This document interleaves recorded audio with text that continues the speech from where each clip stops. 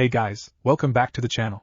This is a story about what if Naruto was banished to high school DxD. Before I start, please support for more amazing content, and do consider subscribing to my channel and share this video with your friends. This is written by Loki478, and link in description and support writer. Let's start the video. CHP01, Phew, finally all done moving in. Naruto looked at his new room proudly as he wiped a bit of sweat from his forehead. Taking a seat on his bed, he thought all about the events that transpired before he arrived in this new world as he looked over a strange device that he picked up off of his new table. Flashback. He had been banished after all of his hard work had been for nothing, saving the village from Gaara, finding Tsunade to become the next Hokage. Then it all got thrown for a loop when Sasuke decided to abandon the village in exchange for the power that Orochimaru offered just so he could beat his elder brother that killed his entire clan except him. Sakura had begged him to bring Sasuke back, and like an idiot he did just that and brought Sasuke back. He carried Sasuke into the village where he was assaulted by Sakura, who hurt him all because Sasuke had a few bruises whereas he had taken a Chidori through the chest. Being a man, he didn't retaliate, and just walked away as Sakura and the others threw words of insult his way. As he was on his way back to his apartment, Umbu suddenly appeared in front of him, and whisked him away to the council room without even so much as a word as to why he there. Once in the council room, they had a huge argument about why he should be killed, but it mostly just amounted to it hurting their precious Uchiha, and him being some kind of devil spawn that would rip out their jugulars when they were asleep. In the end, he was given a banishment order that was also signed by the fire daimyo due to him being too dangerous and hazardous to the village's overall welfare. He was given until later tonight to get whatever he wanted and to get out of the village and never return unless they called for him like a dog. As he went back to his home, news must have traveled fast as shops all over the village were closed and villagers were out celebrating his banishment. Stepping into his house, he grabbed some old bandages and wrapped the few wounds that haven't healed yet, and lifting a hidden floorboard in the room, he took out some kind of strange device. The device itself was some sort of unknown contraption that had a strange gem in the center of it, but for the most part it was mostly white. He found it in his apartment one day. It came with a small note from a mysterious person. This was a gift from your mother. I am sorry for not giving it to you earlier, but this device also came with a letter. I hope that you can understand what it means, and once again I'm sorry for not giving it to you sooner. And a letter was from his mother. This is what it said. Dear Naruto, you may not know me, but I am your mother Kushina Uzumaki. There are so many things that I wish I could say to you, my child, but if you are reading this letter, then it means the worst and that I have passed away due to some unknown circumstance. I hope that you will never have to read this letter, but this is just in case. I have to tell you about our clan in case no one ever does. And to a certain extent you are from the Uzumaki clan. This clan was known for its sealing jutsus, which made us feared during the Second Shinobi World War, but due to other powers that feared our power, we were all wiped out except for me because I was in Konoha at that time, and the knowledge of our sealing arts were also lost. The device that is included with this note is a device that was said to have belonged to a human who could transform into a being of light with powers that any military in our world would have given their entire family trees to own. It was called an EVOL thruster. This device was passed down from my father's father to him, so I leave it in your care, and I hope that you will use it to protect the innocent and those close to you. And if you cannot, then get stronger for those that you want to protect. So long as you have the courage to say that it is the right thing to do, then know that you will always have my support. And last but not least, I hope that you can forgive me and your father for not being there for you. I know that you must hate us for not being there, but know that your father and I do love you no matter the choices that you make in life. Love, Kushina Uzumaki. Naruto had tears in his eyes as he read the letter, after being told so many times that he was not loved, abandoned for being a monster, or that his parents were just a bunch of deadbeats that never wanted a child. He was loved by his mother. He didn't care if she was some deadbeat. The letter proves that she loved him and would always be watching over him. It's just that she wasn't here watching him. No, she was watching over him in heaven, and she loved him but hated herself for not being here for him. Picking up the EVOL thruster, he always felt warm whenever he held it in his hands, but now was not the time to be thinking about it. Grabbing a backpack, he stuffed whatever he need, be it food, clothes or tools. He made sure that he took his mother's memento as he left the village, not caring about the people that laughed or sneered at him as he walked out. I'm not being banished by the village. I am leaving the village to find my goals in life outside. This is my choice in life, and I will walk it all the way to the very end.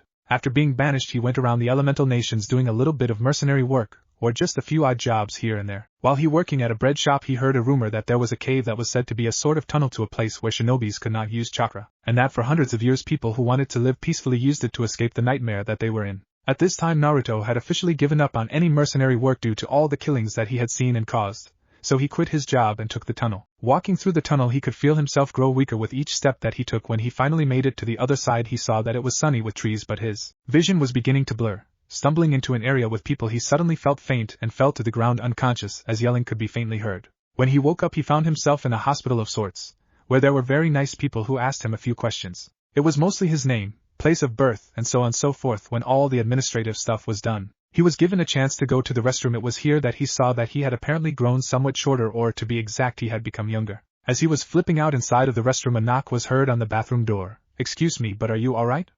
Naruto answered yes, as he calmed himself. And when he came out he saw a nice lady sitting by his bed. She introduced herself as Yuma. She was from an orphanage nearby and they were taking Naruto there to stay since according to them he didn't have any parents or living relatives. But a few days before he left the hospital had apparently sent his information over to the government, who also didn't have any information on Naruto, so they made an identity for him. He was now officially known as Naruto Uzumaki in this world. While staying at the orphanage he found that it was much better than when he used to live at the one in Konoha. The kids there were generally helpful and nice. There were a few troublemakers that emerged once in a while, but the staff would always reprimand them whenever they did something wrong. While staying at the orphanage Naruto made many friends and they had many adventures together. Until the day came for adoption. A very nice couple saw Naruto and decided to adopt him. For Naruto it was a teary separation as he made many friends in the orphanage, and he didn't want to leave them, so he promised them that he would visit whenever he had the time. Naruto's adoptive parents, Jin and Sophia Kazama, showed him their home, and it took them a while to get close to Naruto, but he eventually started calling them Ka-san and Tu-san finally. When he did that his parents were so happy that they all went out to eat that day. They lived in that small town for a while before Naruto's dad got a promotion and they had to move into the bigger cities for him to be closer to the main headquarters. Naruto cried a little that day, but his mother and father promised that they could come and visit during the holidays. End flashback. So now it brings us here to Naruto in his new room. And honestly, if he could make it a point, he was much happier here than he ever was in the elemental nations. "Naruto, it's dinner time. Come on down. If you're not done moving your stuff then you can continue later on." Naruto looked up and saw the time. "Oh wow, it's been that long already, huh?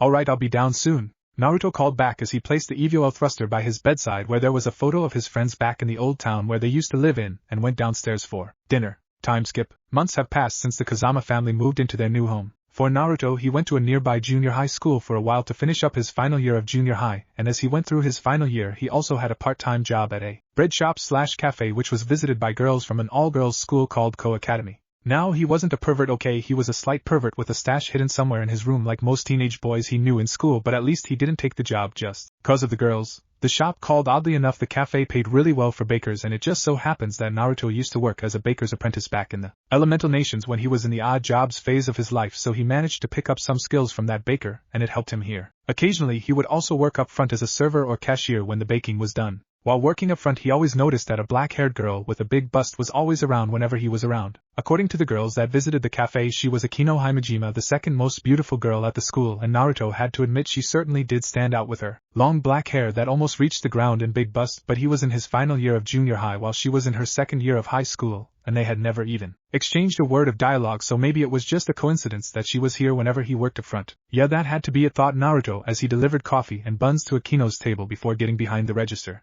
As Naruto was clocking out for the end of his shift, he saw Akino waiting on the outside of the cafe. I was wondering if you were the one who made the buns?" Naruto saw that Akino was holding her skirt in a way that made his heart stop while also holding a bag of buns. "Well, yeah, I guess I did," Naruto replied as he tried to keep his blush and thoughts under control. "They are really good and they always keep me coming back for more."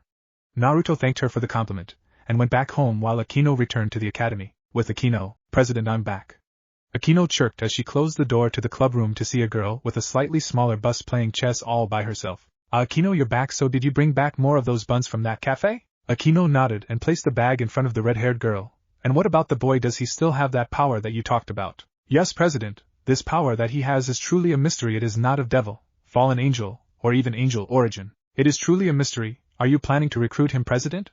The red-haired girl shrugged her shoulders as she picked up a bun. "I am not sure yet, but we should keep a watch on him nonetheless. A power like that could be useful to us." The red-haired girl looked over to Akino, who had a dazed look in her eyes. And if her look says anything, then this boy is also quite the looker. She took a bite of the bun, and a great baker as well. Time skip. It had been a few months since Naruto graduated from his junior high with some pretty good marks. With his grades he was able to enter quite a few good high schools, but he heard that Kuoh Academy, which had previously been an all-girls school, just decided to turn into a co-ed school all of a sudden, deciding to send an application, and he was easily accepted into the academy with the grades that he had. This was also where his parents started acting fairly weird, especially his dad. He was always looking for time to have the talk with him, but luckily for him he always managed to weasel his way out of those. It still didn't stop the checks for his stash from his mother. Thankfully his hiding skills always came out on top of things, and she was still clueless as to where he hid his stuff. He loved his adoptive parents, but he needed his own personal space sometimes. Anyway, back to Naruto. He was a first-year student at Kuoh Academy, dressed in the standard academy attire, a black undershirt and an average pair of shoes.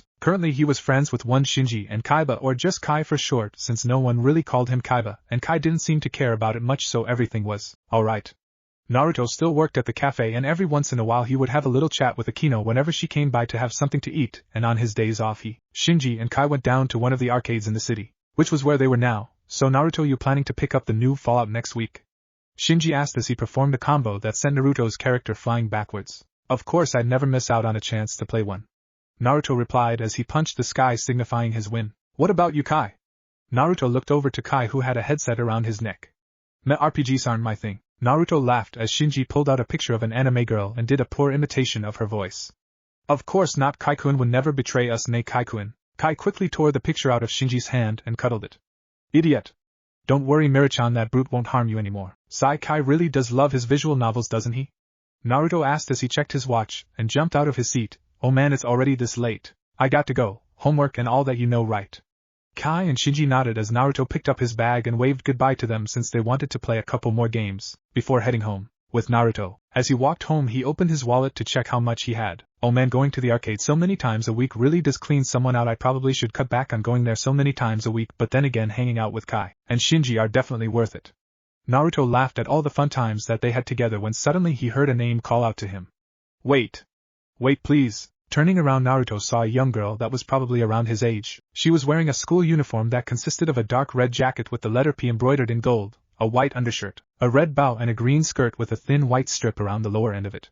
Wow, she certainly is cute, thought Naruto as a blush came across his face. Are you Naruto Uzumaki of Kuoh Academy? Naruto dumbly nodded as she heaved a sigh of relief. Can I help you with something? The girl began to finger her skirt before finally squeaking out. Are you seeing anyone at the moment, Uzumaki-kun? Naruto shook his head, which made the girl heave another sigh of relief. That's a relief.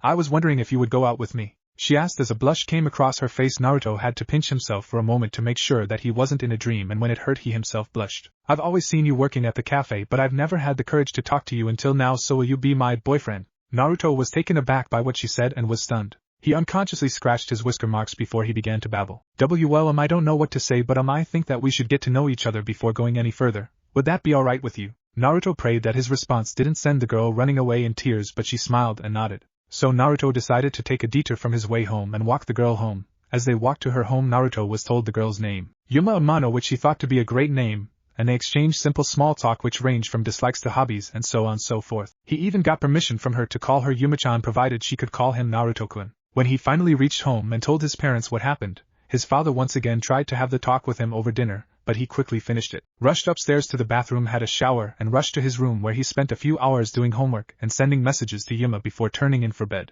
The next day he woke up and met Yuma on the way to school. There he introduced her to Kai and Shinji. Both of their reactions were priceless, but they gave Naruto and Yuma their blessings nonetheless.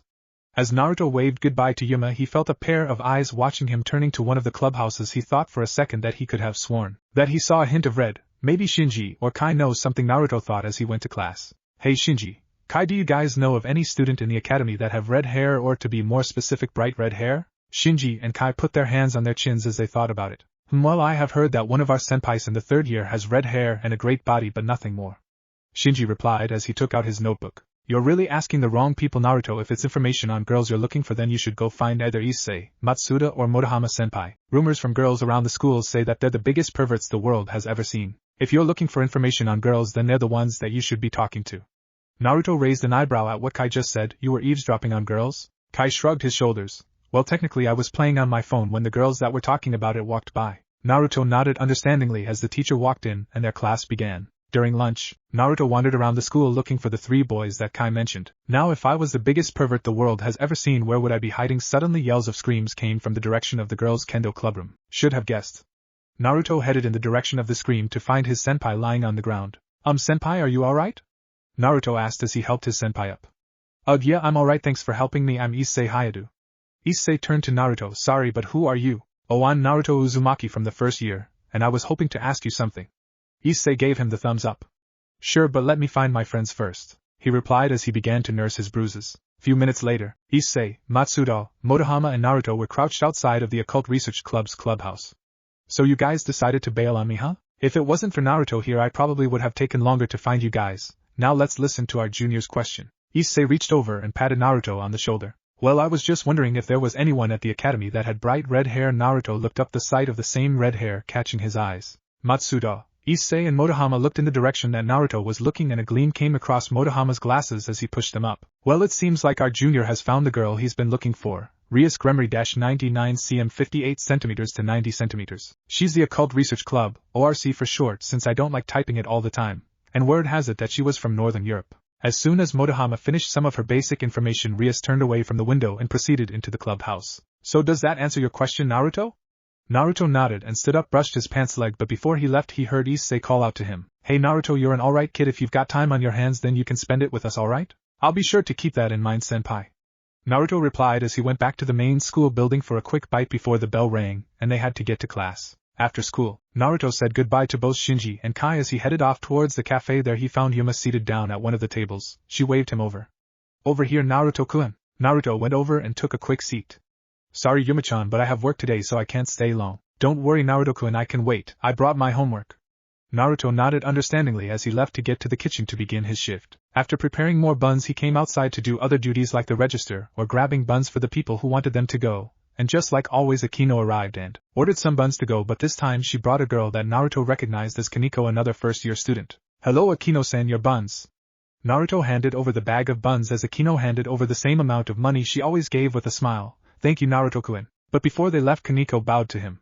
Thank you for making such good buns.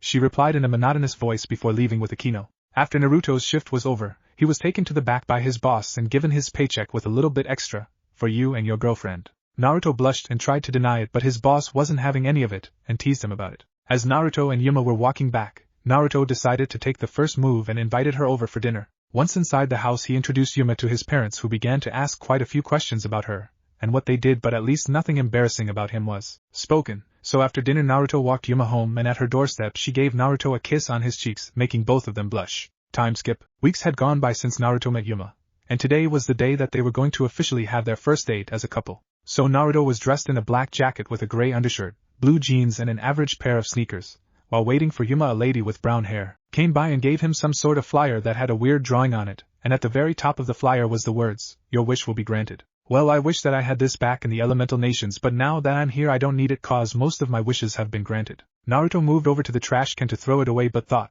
nah, maybe Shinji or Kai could use it as a joke item, and he proceeded to put it into his pocket as Yuma called out to him so that they could begin their date. Sorry, I'm late Naruto-kun. Naruto simply waved it off. Don't worry Yuma-chan, you're not late, I'm just early. Both of them got a little chuckle out of that as they went on their way. Insert Sawayaka na Yaso Toko Diso from the high school DxD Ost here. Walking through the streets Yuma spotted a t-shirt store and dragged Naruto there to try out a few of the shirts. Looking around Yuma grabbed one that had a flame design at the bottom of it, and they were rising towards him. Naruto began to wave himself like he was hot to go along with it. The next shirt she pulled up had a 5 bullet holes where the heart should be. Naruto grabbed his heart in pain when she pulled that one out. Both of them laughed at Naruto's performance, which was alright. After trying a few more shirts they left men's department, since nothing caught his attention. They made their way towards the women's department where Naruto spotted some simple jewelry and called her over to check it out. They left that store a while later, a simple locket that held a picture that both of them took a while back in a photo booth down by the arcade. They made their way towards the cafe, which was full of young lovers. The boss spotted Naruto step in with Yuma. He led both of them to a special table near the front of the shop. Giving them a menu he left them alone for a moment before returning a moment later. So are you ready to order? Both of them placed their order and a few minutes later their orders came out. Naruto had an autumn breeze, which was basically a really well done orange smoothie, while Yuma had a 10-fruit parfait. She loved the taste of it, and gave a little bit of it to Naruto. And song. With the food out of the way both of them made their way towards the town fountain. Walking towards the fountain Naruto suddenly felt someone holding his hand. Turning to Yuma he saw that she was looking down with a sad look on her face. Oh look, it's the fountain. Yuma ran forward and gave a little twirl. Naruto could see the sunlight reflect off of the surface of the locket. Yuma suddenly came towards Naruto and wrapped her hands around Naruto. Yuma-chan, is everything alright? He asked as light sobbing could be heard from Yuma. I'm sorry Naruto-kun. Naruto suddenly felt a sharp pain in his heart. He could see wings, or more specifically black wings, come out of Yuma's back, and she was holding some sort of spear in her hands. I'm sorry Naruto-kun, I truly am. I just wish that we could have met under other conditions. With a pull Yuma pulled out the spear and Naruto fell backwards into a puddle of his own blood, spitting it up as well, while Yuma teleported away, a line of tears going down her face. So this is how I'm going to die, huh? In a puddle of my own blood. This one time I wish that Kyuubi could heal me. I have so much that I still haven't done yet. But why was Yuma-chan crying? Naruto raised his hand and saw that it was red just like her hair. Rias senpai's hair is the same shade of red. Naruto thought about her hair and how similar it was to the blood on his hand now. SSA, save me someone, anyone please. The flyer in Naruto's pocket flew out, and a red flash appeared to the side of Naruto. "You're the one who summoned me, right, Naruto-kun?" the figure asked. "Who are you and how do you know me?" Naruto choked out as he coughed up another glob of blood.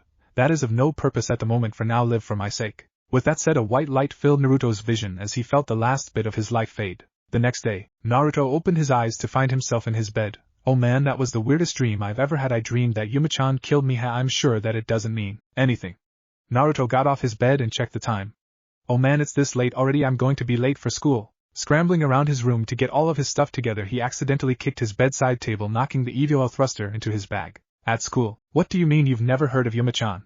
asked Naruto as he held his hands open. "Well, the way you described this girl, she must have been really pretty, and we probably wouldn't have forgotten such a thing even if we're not into that kind of girl," Kai answered as he took a bite of his sandwich while Shinji elbowed him. "Hey, that's you. I'm into 3D girls if you don't mind." But that's impossible. I have her phone number and text messages right here." Naruto checked through his cell phone but found nothing.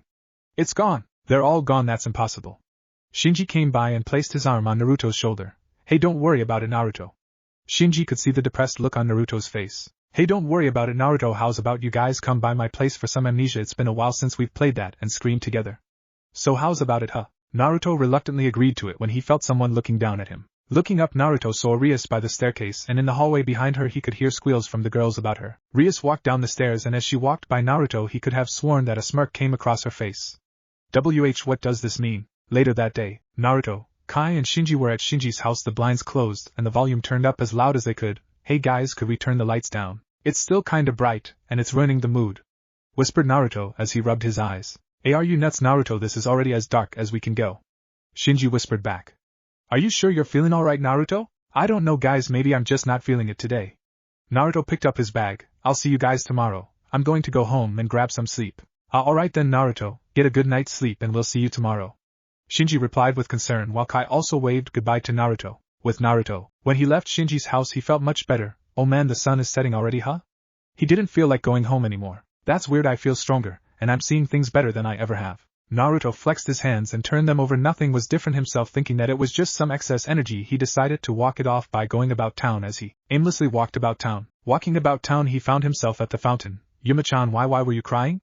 And just what am I now?" Naruto fell to his knees and cried. "All I wanted was to live a normal life, but now all of this has happened. What is going on?" Naruto screamed it to the air, but he suddenly felt someone or something behind. Well, this is certainly a surprise. I'd never thought that I would find someone like you in a place like this." Who are you?" asked Naruto as he began to inch backwards. The mysterious man raised his hat, and Naruto could see his eyes glinting with the hint of madness and murder in his eyes. "Don't run, for this will make it easier for both of us." Light began to throb inside of Naruto's bag. Quickly opening it, he spotted the EVOL thruster. Slowly he drew out the EVOL thruster from within his bag and looked at it with curiosity. "The EVOL thruster is throbbing. Pull the EVOL thruster out of its sheath and we shall fight together as Nexus." Naruto hesitated for a moment before he gripped both ends of the EVOL thruster and pulled both parts apart, making a light appear from the unsheathed part, and pointed it up in the air, yelling, "Nexus!" A flash of light surrounded Naruto, and moments later a glowing figure flipped over the man. What are you?" the man asked as the light faded. In its place was a black and gunmetal figure that had two glowing eyes. On its chest was a strange shape and above it was a green gem. The figure turned around and took a look at its hands. "Wow, this power, it feels weird, but it makes me feel like I was back in the elemental nations." The figure took a combat stance while the man raised an eyebrow at his actions. What are you?" "That is of no concern now. If you wish to go down the hard way, then so be it." Putting his arm out, he formed a light spear similar to the one that Yuma made, but instead of red his was blue, and threw it with the intent to kill, or at least heavily injure. Naruto was about to dodge it, but as it went by he noticed that it was going much slower than he expected. What is going on? Is my reaction time faster? If so, then it would be the perfect opportunity to do this." Dashing past the light spear, Naruto kneed the man in the stomach before bringing his other leg around and kicking the man in the side, sending him flying off into a few bushes. "Whoa, just how strong am I?" Naruto asked as black wings similar to Yuma's emerged from the bushes and the man soared into the air and landed on top of a tree to look down at Naruto. "You dare to make a mockery of me, Dohnaseek? Just who do you think you are?" "I'm Naruto Uzumaki Kazama, ex-shinobi of Konohagakure." Naruto entered his combat stance but shifted it so that he could get a better balance. "Well then, Naruto Uzumaki, show me what you have." Dohnaseek threw his light spear at Naruto, which he simply dodged by flipping backwards to his surprise. "It's been quite a while since I've done all these acrobatic tricks. I'm surprised that I can even do them." As soon as Naruto stopped flipping backwards, the light on his chest began to blink red. Naruto looked down at it as he felt his strength fading. What is going on? Why do I feel weaker all of a sudden?" Too bad for Naruto. As soon as he turned his attention back to Dohnaseek, he saw a light spear heading in his direction. He tried to dodge it, but he missed the timing and the spear went through his stomach. Arg! It didn't hurt this much when I got stabbed the other time. Naruto screamed out in pain. He moved to grip the light spear but found that he could not touch it without burning his hands. It hurts, doesn't it? Light is like a deadly poison to your kind, but I will finish this soon, you needn't worry. Dohnaseek threw his arm back and the spear was pulled out of Naruto's body. When the spear was back in Dohnaseek's hand, Naruto de-transformed into his human self with a hole exactly where he got stabbed. Damn it, I can't die. Not a second time. Naruto closed his eyes and waited for the strike to come down on him, but the spear was shot out of Dohnaseek's hand by something red. Was that your doing? No, I suppose it wasn't. A red flash appeared, making both men turn towards it. You will keep your hands off of him. A female voice demanded. That red hair, it can't be Rias senpai, can it? Mumbled Naruto before he fainted. Who do you think you are, stopping me? Dohnaseek demanded as he made another light spear appear in his hand and threw it at Rias, but a white-haired girl jumped out of nowhere and deflected it with little effort before rising to stand by her side. As for the light spear, it returned to Dohnaseek's hand as he flipped out at being denied his target and charged at Rias and the white-haired girl, but bolts of lightning descended from above and exploded right in front of Dohnaseek, blowing him backwards as a lady with long black hair walked out, lightning crackling in the palm of her hand. She spotted the wounded Naruto on the ground and ran to try and help him. Red hair, so you are from the House of Gremory? That is correct, I am Rias Gremory. How are you, my good fallen angel? Dohnaseek merely laughed and picked up his hat, dusted his jacket, and placed it on his head. Is this boy one of your household? Bring any harm to him and you will get no mercy. Well then, my apologies for what happened today, and based on what happened I would say that you have yourself a very special servant, but you should not let them run loose like that. Someone like me could accidentally hunt him down while taking a walk. Rias waved her hand in appreciation. Thank you for the advice, I will take it into consideration. And for my part, the next time anything like this happens I will not hesitate to start something. Bear that in mind. Rias ended it with the narrowing of her eyes to signify the gravity of the situation. I could say the exact thing to you next, head of the House of Gremory, warned Dohnaseek before he flied off into a portal that appeared in the sky. Akino, how is he? Rias asked, concern in her voice. He is heavily wounded using his power, and being hit by the light spear must have done it. Was it wise to have waited for so long before intervening? I'm sorry about that, Akino, but I wanted to see his power for myself, and I am surprised by his abilities, and don't worry, I won't let him die, for he is mine. The next day, a beeping noise woke up Naruto. He lifted his sheets off of his body to reach out and turn it off. Ah man, another terrible dream about me getting hurt. I got to stop doing whatever the heck it is I do at night before hitting the sack. Yawn, it feels kinda drafty in here. Did I open a window? Naruto looked down and saw that he was naked. Wah! Naruto quickly covered his delicate bit with his hand as he began to look around for his shorts, or his underpants at least. Rummaging through his room, he noticed a shape around the rest of his blanket. That's a weird shape. Maybe my pants could be under there? Naruto lifted the blanket to reveal a very naked Rias Gremory sleeping on his bed. Reeling backwards, he hit his head on his cupboard. Rias senpai. Naruto's loud scream woke the slumbering Rias, who woke up due to Naruto's yell. She cutely rubbed her eyes and stretched herself, giving Naruto a full view of her body. Naruto quickly reacted by covering his eyes with both hands, but remembered that he was naked, so he placed one hand over his bottom part, and his other hand over his eyes as he tried his best not to peek. Rias senpai, what are you doing in my room, and why are we naked? This has to be another dream. I'm afraid not, Naruto-kun. Everything that you have seen and experienced is real. I am Rias Gremory, a devil. A devil? Rias nodded as she laid her head on her arm and propped it on top of her knee. That is right, I am also your master. It's nice to finally meet you, Naruto Uzumaki-kun. And we're done for this chapter. And to be honest, this flowed way more naturally than the original did, and it also allowed me to relieve my childhood hero Ultraman, though it is nice to note that Dyna was my first, but Tiga was my favorite. Even though I've watched 1/3 of Dyna, yet I've only seen a handful of Tiga episodes, which include the final 2 episodes. If you are sitting there asking yourself who Ultraman is, I don't blame you. Outside of Japan, few people do know who he is. High five to the people who know who he is. But anyway, this story came about as I was listening to some Ultraman op songs, and I came across Nexus's, which if you haven't heard is a kick-ass song without the translation. With the translation, it's a kick-ass song that has meaning behind it, and by a mind-boggling conclusion I decided to revamp the road to devilhood into this. So first of all, to get stuff out of the way, his transformation. When Naruto transforms, he becomes Ultraman Nexus in Juni's mode, except colored gunmetal and black like Dark Tiga. Also, when Naruto transforms, he will never get bigger, he will be staying normal size. His color timer. Naruto's color timer will work in the same way as Nexus's did, in which it acts as the life bar for him. But as for the first transformation, the link between Naruto and the EVO thruster was broken, so he basically detransformed. Will Naruto gain more forms? Yes, he will. Will he have a sacred gear? Yes, he does. CHP02. Naruto, if you don't get down soon, then your breakfast is going to get cold. Sophia looked over to Jean, who peeked over his newspaper and just winked at his wife before turning his attention back to it. She decided to wink back and went on up the stairs, calling for Naruto to wake up. Sophia and Jean loved Naruto since the day that they adopted him, and though they had some rough spots in the beginning, it was all water under the bridge. But since he was now in that age range when kids started to do weird things with their time, they just wanted to poke fun at Naruto so that he could hopefully control his urges. I'm coming up to wake you up, Naruto, and if I see you with a dirty magazine. Then just before Sophia could finish her sentence, she opened the door to Naruto's room to see him standing over Rias, who was naked while Naruto was missing his pants and shirt as well. Good morning. Rias greeted Sophia while Naruto's mouth was unnaturally wide, staring at his mother, who had to be thinking all kind of weird things. Oh man, I never wanted my parents to catch me like this. Good morning, please hurry up and get ready for school. Sophia dumbly stated as she closed the door, shook her head and pinched herself, realizing that what she saw was true, and that Naruto was indeed naked with an older woman who was a foreigner. Inside of the room, Naruto slid to the ground and continued to dumbly stare at the door, when footsteps could be heard shuffling downstairs. Jean, what's wrong, Sophia? Did you catch Naruto doing something funny?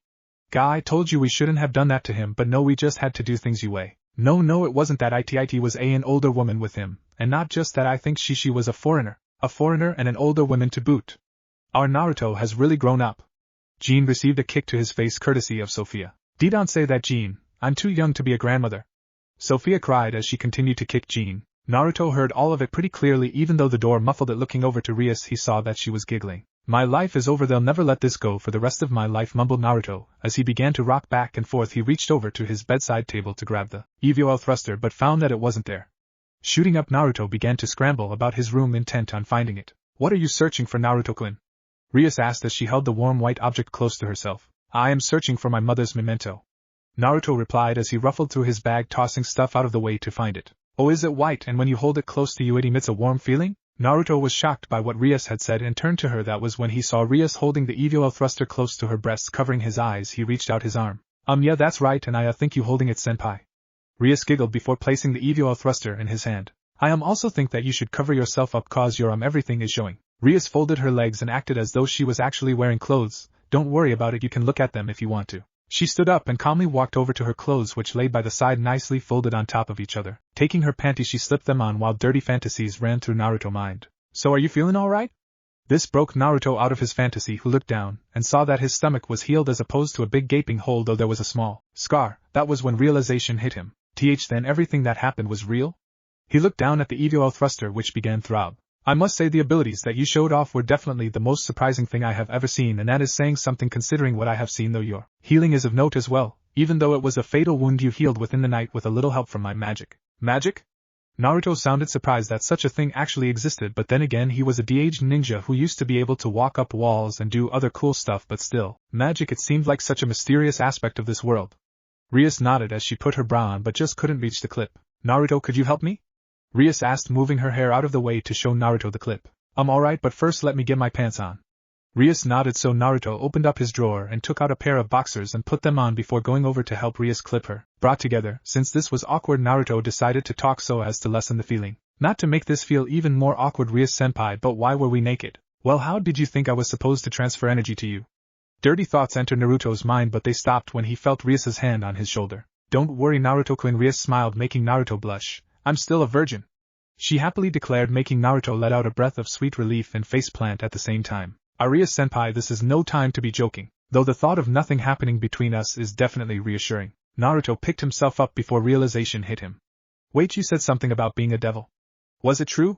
Asked Naruto as Rias came around and ran her hand across his lips. Yes, that is correct, Naruto-kun. I am a devil and your master.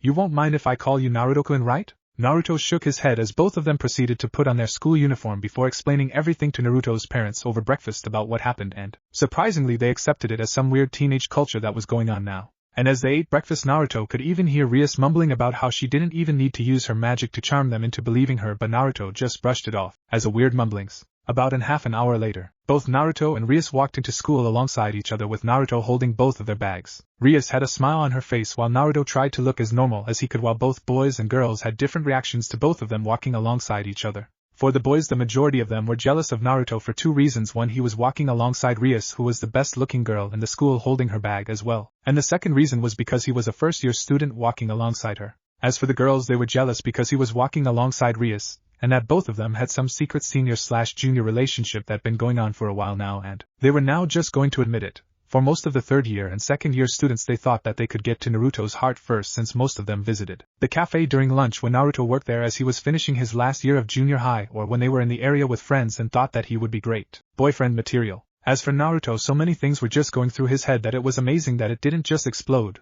Rias being a devil. The fact that he was able to transform into Nexus's mind was in a mess that he didn't catch anything that was said by the boys and girls of Kuoh Academy. Naruto.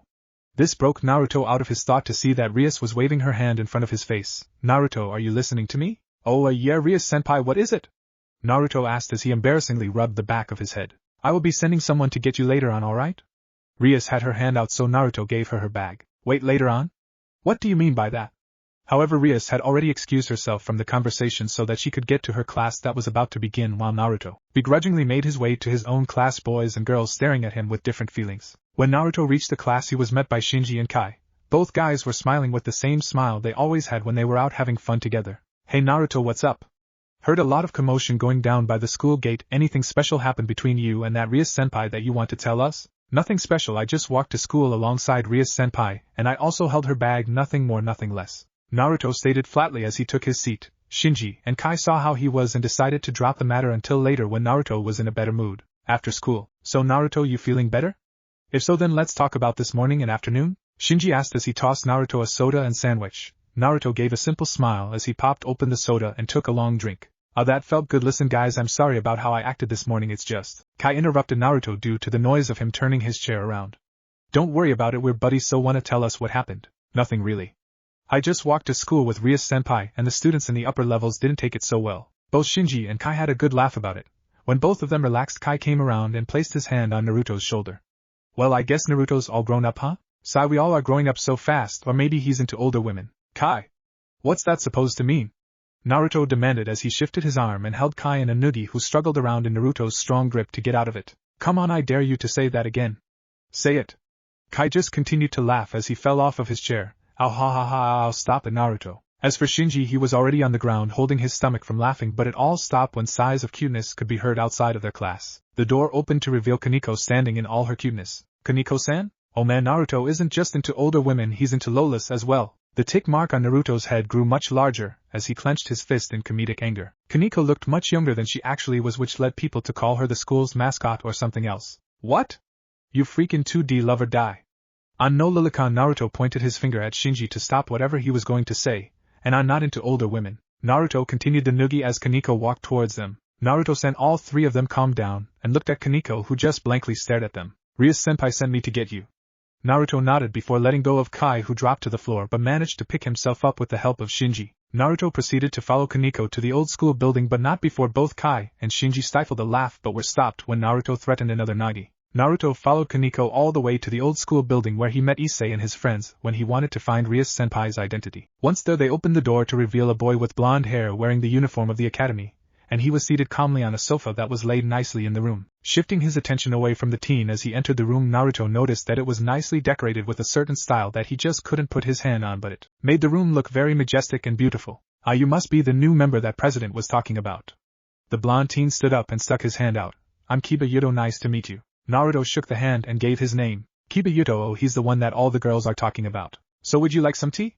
Offered Kiba. Naruto accepted the offer and took a seat as Kiba pulled out a teacup and poured a cup for Naruto, while Kaneko pulled out a bigger than average bar of chocolate and began to take small bites out of it. As Naruto drank the tea, he heard the soft sound of a shower running. Kiba-senpai, is there a shower here? Kiba nodded his head. Rias Bucho is using it at the moment. Rias-senpai. Dirty thoughts immediately began to invade Naruto's thoughts, but he tried to control them to the best of his ability. Bucho, your clothes are all ready. A familiar voice mentioned as she stepped out from behind the curtain to reveal herself. Aka Kino-chan? Oh, Naruto-kun, it's nice to see you again, and you're looking so much better as well. She happily acknowledged as Naruto returned the comment, and a few minutes later Rias stepped out of the curtain drying her hair while apologizing to everyone for making all of them wait for her. So Rias-senpai, why am I here? And what exactly did you mean when you said that I was your servant? Ah, straight to the point, huh, Naruto? Alright then, as I've told you before, all of us gathered here today are devils. Naruto looked at everyone with shock before returning his attention to Rias. And the man that attacked you yesterday was a fallen angel. A fallen angel? Rias nodded. Yes, they were once angels that were in the service to God, but due to corrupt emotions they were cast out of heaven, and having nowhere else to go they descended into the Underworld, where they attempt to wipe us devils out while also attempting to manipulate humans into helping them accomplish this task. Over time they have fought for supremacy of the Underworld, but as we fight the fallen angels we are also fighting against the angels that are sent down with orders from Kami to eliminate us in the end, and in the end it is a three-way standoff. Do you understand everything that has been said so far? Naruto nodded his head in understanding and waited for her to continue. And when I said that you were my servant, that was correct, because I resurrected you from death. You have become a servant under me. Naruto clenched his fist in anger when she said that, and he unknowingly leaked a bit of killer intent which they caught. But don't worry, Naruto, just because you're my servant I won't mistreat you in any way or ask you to do duties which are impossible. Naruto relaxed when she said that. The term servant reminded him of the way Konoha said that he could not return unless called like a dog. It just left a very bad taste in his mouth. It also helped that Akino and Kiba explained that Rias treated them very well. In fact, they were a family to an extent. Naruto calmed himself down and asked the one question that had been bugging him ever since he saw the black wings from Dohnaseek. So that means Yuma-chan was real, right? Rias nodded and threw out a photo that was of Naruto and Yuma walking about in the streets. Naruto took the photo and stared at it for a moment as tears welled up in the corner of his eyes. Yes, she was real, and the reason that she went after you was because of the power within you, and if it was dangerous to her or her group then she was to take you out of the picture permanently. You're wrong, mumbled Naruto before he stood up and crumpled the photo in his hands. You didn't see what I saw, Yuma. She was crying, and I won't believe what you say. Naruto picked himself and grabbed his bag and walked away. I'm sorry, but I'm going to have to decline the offer, he replied before walking off. Kiba tried to stop him, but Naruto just brushed his arm off. Akino said girl stood up when called, go after Naruto and try to talk to him. Akino nodded and followed Naruto. With Naruto, he was sitting along a riverside, the EVOL thruster in hand and throwing stones into the river. So this is where you are. Turning around, Naruto saw Akino standing behind him. This surprised him since she managed to sneak up on him without so much as a sound, and this was on the rock-covered surface. May I? Naruto nodded, so Akino moved and sat next to him. Akino was about to say something, but Naruto cut her off. I know what you're going to say, but I don't want to hear it. Why, Naruto-kun? If you just let Rias explain herself, then you'll understand where she is coming from. It's because I like Yuma. When I was born my parents died, so I've always been an orphan my entire life. When I was a kid I saw this girl that I liked, and I wanted to do everything that I could to get her attention, even if it meant being hit by her or looking like a fool. But when I met Yuma it felt totally different than when I had feeling for that other girl. I didn't need to act like an idiot in front of her, and whenever I messed up Yuma she just laughed and thought it was cute, and I realized that the feelings that I had for Yuma were true. You may call me an idiot for saying this, but I just don't want to think about our relationship like that. Even though I'm now a devil and she's a fallen angel, I just can't. Naruto wrapped his arms around his knees and brought them close to himself as he cried. And this whole thing about being a devil is just so weird. I mean, I never wanted this. All I wanted was to live a normal life, but now I've had this forced upon me and I'm just so frustrated. Akino placed a hand on Naruto's shoulder to comfort him. I understand your feelings, Naruto-kun. Sometimes life throws us things that we can't handle, or don't think that we can handle, and we just feel overwhelmed with what has been placed upon us, but because of the people around us we're able to come to understand what we've been handed, and from there, we can handle it, and make our choices about what we should do. Naruto looked over to Akino, who just smiled, and this gave him a moment to think about it. Thank you, Akino-chan. Naruto dried his tears and hugged Akino in thanks before both of them made their way back to the school, having the small talk that they always had whenever she visited the cafe. And if he had any problems then she, Kiba, or even Rias could help him get through it. After all, they were in it together as a group, and to a certain extent they were also family. So Akino-chan, I've always been wondering one thing, and I hope you don't mind me asking? Akino looked over to Naruto. What is it, Naruto-kun? Well, I was just wondering if you had a boyfriend. Akino gave a strange look to Naruto, who started to wave his hand. Oh no, don't get me wrong, I mean you're a beautiful and nice girl, but then I just find it weird that you would be single. Akino simply giggled before replying. That's alright, Naruto-kun, I don't have a boyfriend, though there is someone that I do like, and I hope that one day I do get to tell him that. Well then, if you do tell him, then I'm sure that he'll accept it, assured Naruto as he walked ahead while Akino stayed behind and twirled her ponytail with slightly sad an expression on her face. I hope so. Hours later, Naruto was walking along a lonely road with an empty bag by his side. After apologizing to Rias for his actions, he was given a light punishment which consisted of a week's worth of delivering the same kind of flyers that he got from the lady by the mall the hard way, but he took in stride since he was clearly in the wrong. And besides, if he was ever going to meet another one of the fallen angels, then he would need to get himself into fighting shape, and the best way would be by doing something physical. As for the flyers, they were apparently magical circles that would be able to summon any of the ORC to their location to fulfill their wish, but each devil had a limit to the wish that they could grant due to the price of the wish the human wanted granted. Naruto would come to learn more about that after serving his punishment. Time skip a week or so, Naruto had fully served his week of punishment, and was now going to receive his first ever assignment as a devil. Well, he could technically say that he was covering for Kiba, cause it was thanks to some counseling from him that Naruto was able to cope with the whole devil situation, so Naruto decided to let Kiba have the night off by taking over his duties. It was a very simple process. According to Rias, he would just do whatever he could do to grant the wish of the summoner, and then accept payment after the deed was done. But he could not do a wish that was too far out there, cause even devils had their limits on what they could do, and since this was a returning summoner, Rias was confident that Naruto could handle it. But before he went, Rias wanted to make sure that he was ready in case of anything, cause he couldn't always transform into Nexus to defend himself. So now he was summoning forth his sacred gear, which Rias said that all humans possessed. Naruto, hold out your arm and think of something you feel to be the strongest. Naruto followed her instruction and held out his hand and began to think about it, but all that popped into his mind was his mother's letter, and how it said that she would always be watching over him. And a second later a blue orb formed around the top of his hand and on the palm of his hand before a light engulfed his entire hand. When the light faded, a white fingerless gauntlet that had blue orbs on the top and bottom of it formed on his hand. Interesting, a critical bracer that is not a very common sacred gear to appear among humans, Rias remarked, but Naruto had question marks all about his head. The critical bracer is a sacred gear that projects a shield from the orbs on it to protect its user from attacks. Naruto was amazed at and admired it for a moment before asking how he was supposed to make it return. So by simply thinking about it disappearing, he got his normal arm back, and he simply had to think of it appearing, and it would do so. Alright now Naruto, just go there and fulfill the contract, alright? Hi Bucho, I'll do my best, Naruto assured, and stepped into the magic circle that would summon him to his summoner, and he disappeared in a flash of red light. Hours later, Naruto left his client's house a little happier that he could help someone out when they needed it. He could have teleported back to the clubhouse if he followed what Akino said about using the seal, but he found that the energy he gained during the night was just amazing and he wanted to burn some of it, so he decided to walk back to the clubhouse instead of teleporting back. But as he was walking back, the sky suddenly turned a different color, and he sensed an ominous presence behind him. Who's there? The sound of high heels could be heard approaching him. This presence is similar to Dohnaseek. Could it be Yuma? No, this presence it's much darker and evil. Slowly the figure walked into the light of a nearby lamppost where Naruto could see that she had long navy blue hair, and she was wearing what appeared to be like a trenchcoat that opened at her chest, giving anyone who saw her front a nice view along with a mini skirt. This is unusual, very unusual. I don't have you confused with anyone else yet. I was asked to get rid of you. How unusual indeed. From the lady's back big black wings emerged and a light spear appeared in the lady's hand. Oh shit! Naruto jumped out of the way of the light spear that was thrown at him, but he barely made it as the bottom of his jacket was singed. He wanted to transform into Nexus to fight, but the EVO thruster dropped out of his jacket when he jumped out of the way of the light spear and skidded a bit down the road, so he concentrated and called forth his critical bracer, which appeared on his arm momentarily after he called it. The fallen angel seemed surprised that the sacred gear appeared on Naruto's arm but didn't bat an eyebrow at it, and just formed another light spear which she used as a spear to charge at Naruto with. Holding his arm out, he thought of a shield on the bracer, and just like that a blue shield appeared on it. Lucky for him, caused the fallen angel's spear hit the shield, pushing Naruto back. As she was bringing her light spear about for another strike, Naruto made a straight dash to the EVO thruster. Quickly picking it up, he pulled it from its sheath, yelling Nexus into the air, and in a flash of light that blinded the fallen angel temporarily. When the light faded, he had transformed into Nexus. Using one of the walls as support, he jumped off of it and punched the fallen angel, sending her tumbling to the ground. So you're the one that Dohnaseek found and thought was a stray. We thought that the girl killed you, but it seems that we were wrong and there will be consequences for this. Girl, you mean Yuma-chan? Where is she?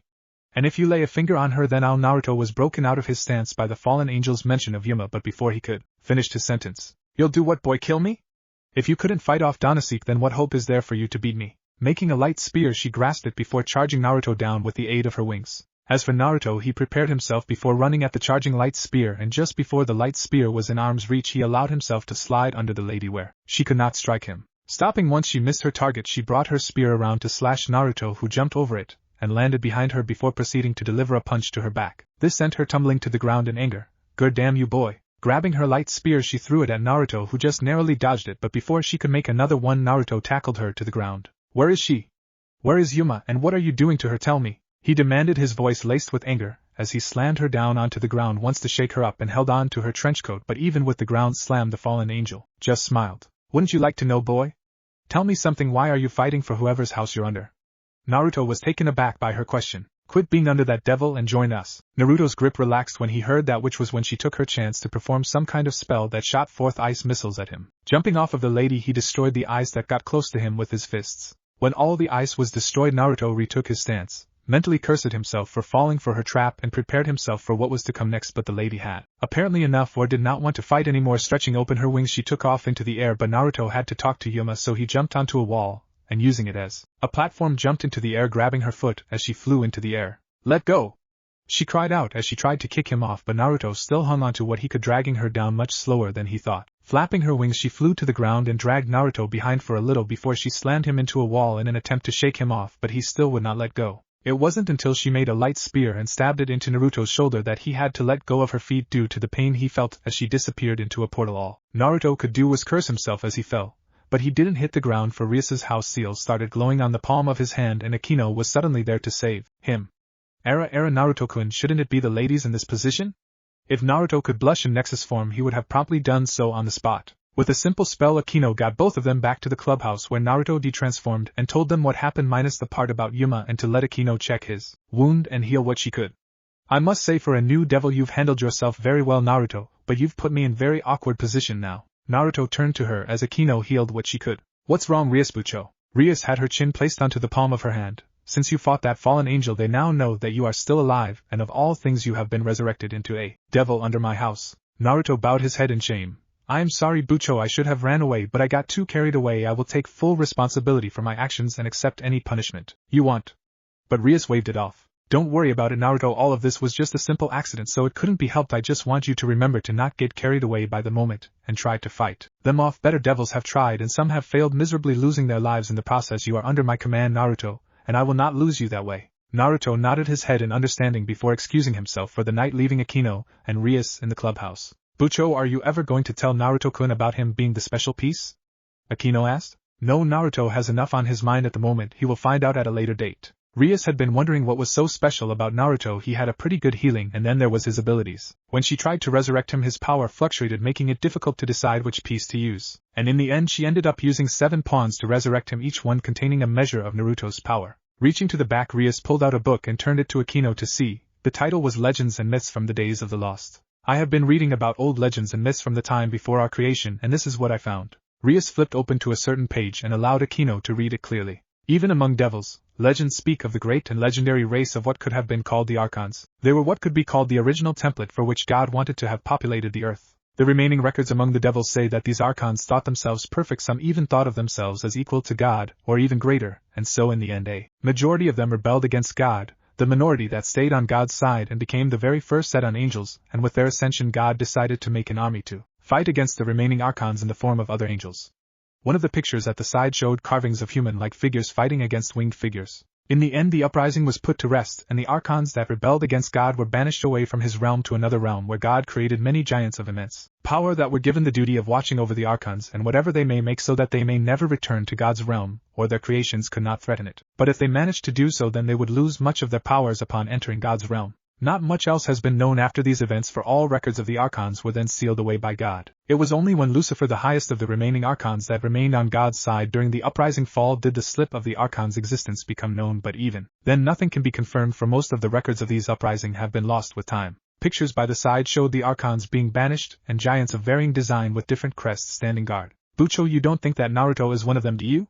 Rias sighed and slipped her fingers in between each other. I don't know, Akino, there are signs of him possibly being one, like his power fluctuations, but these are all assumptions at the moment. These archons are a possible thing of mythology, or they could have actually have existed at one point. I may have to ask Anais and he may have more clues about this, but unless we have a time machine then we may never know the truth.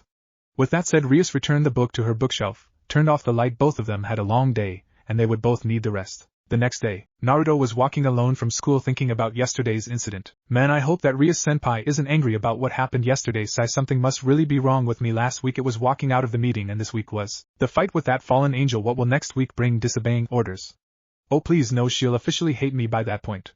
Naruto continued to sigh. Still, that fallen angel mentioned Yuma-chan. Hopefully they're not doing anything to her, but if they are, Naruto clenched his fist in anger, but he was broken out of his thoughts by a squealing noise. Turning around, he was greeted by a pair of white panties, and from the looks of things this lady had fallen over, and from the look of things it was because of the heavy luggage that she was lugging about. Going forward to help the lady, he caught a glimpse of lady and saw that she had blonde hair, which probably meant that she wasn't a native to Japan. Are you alright?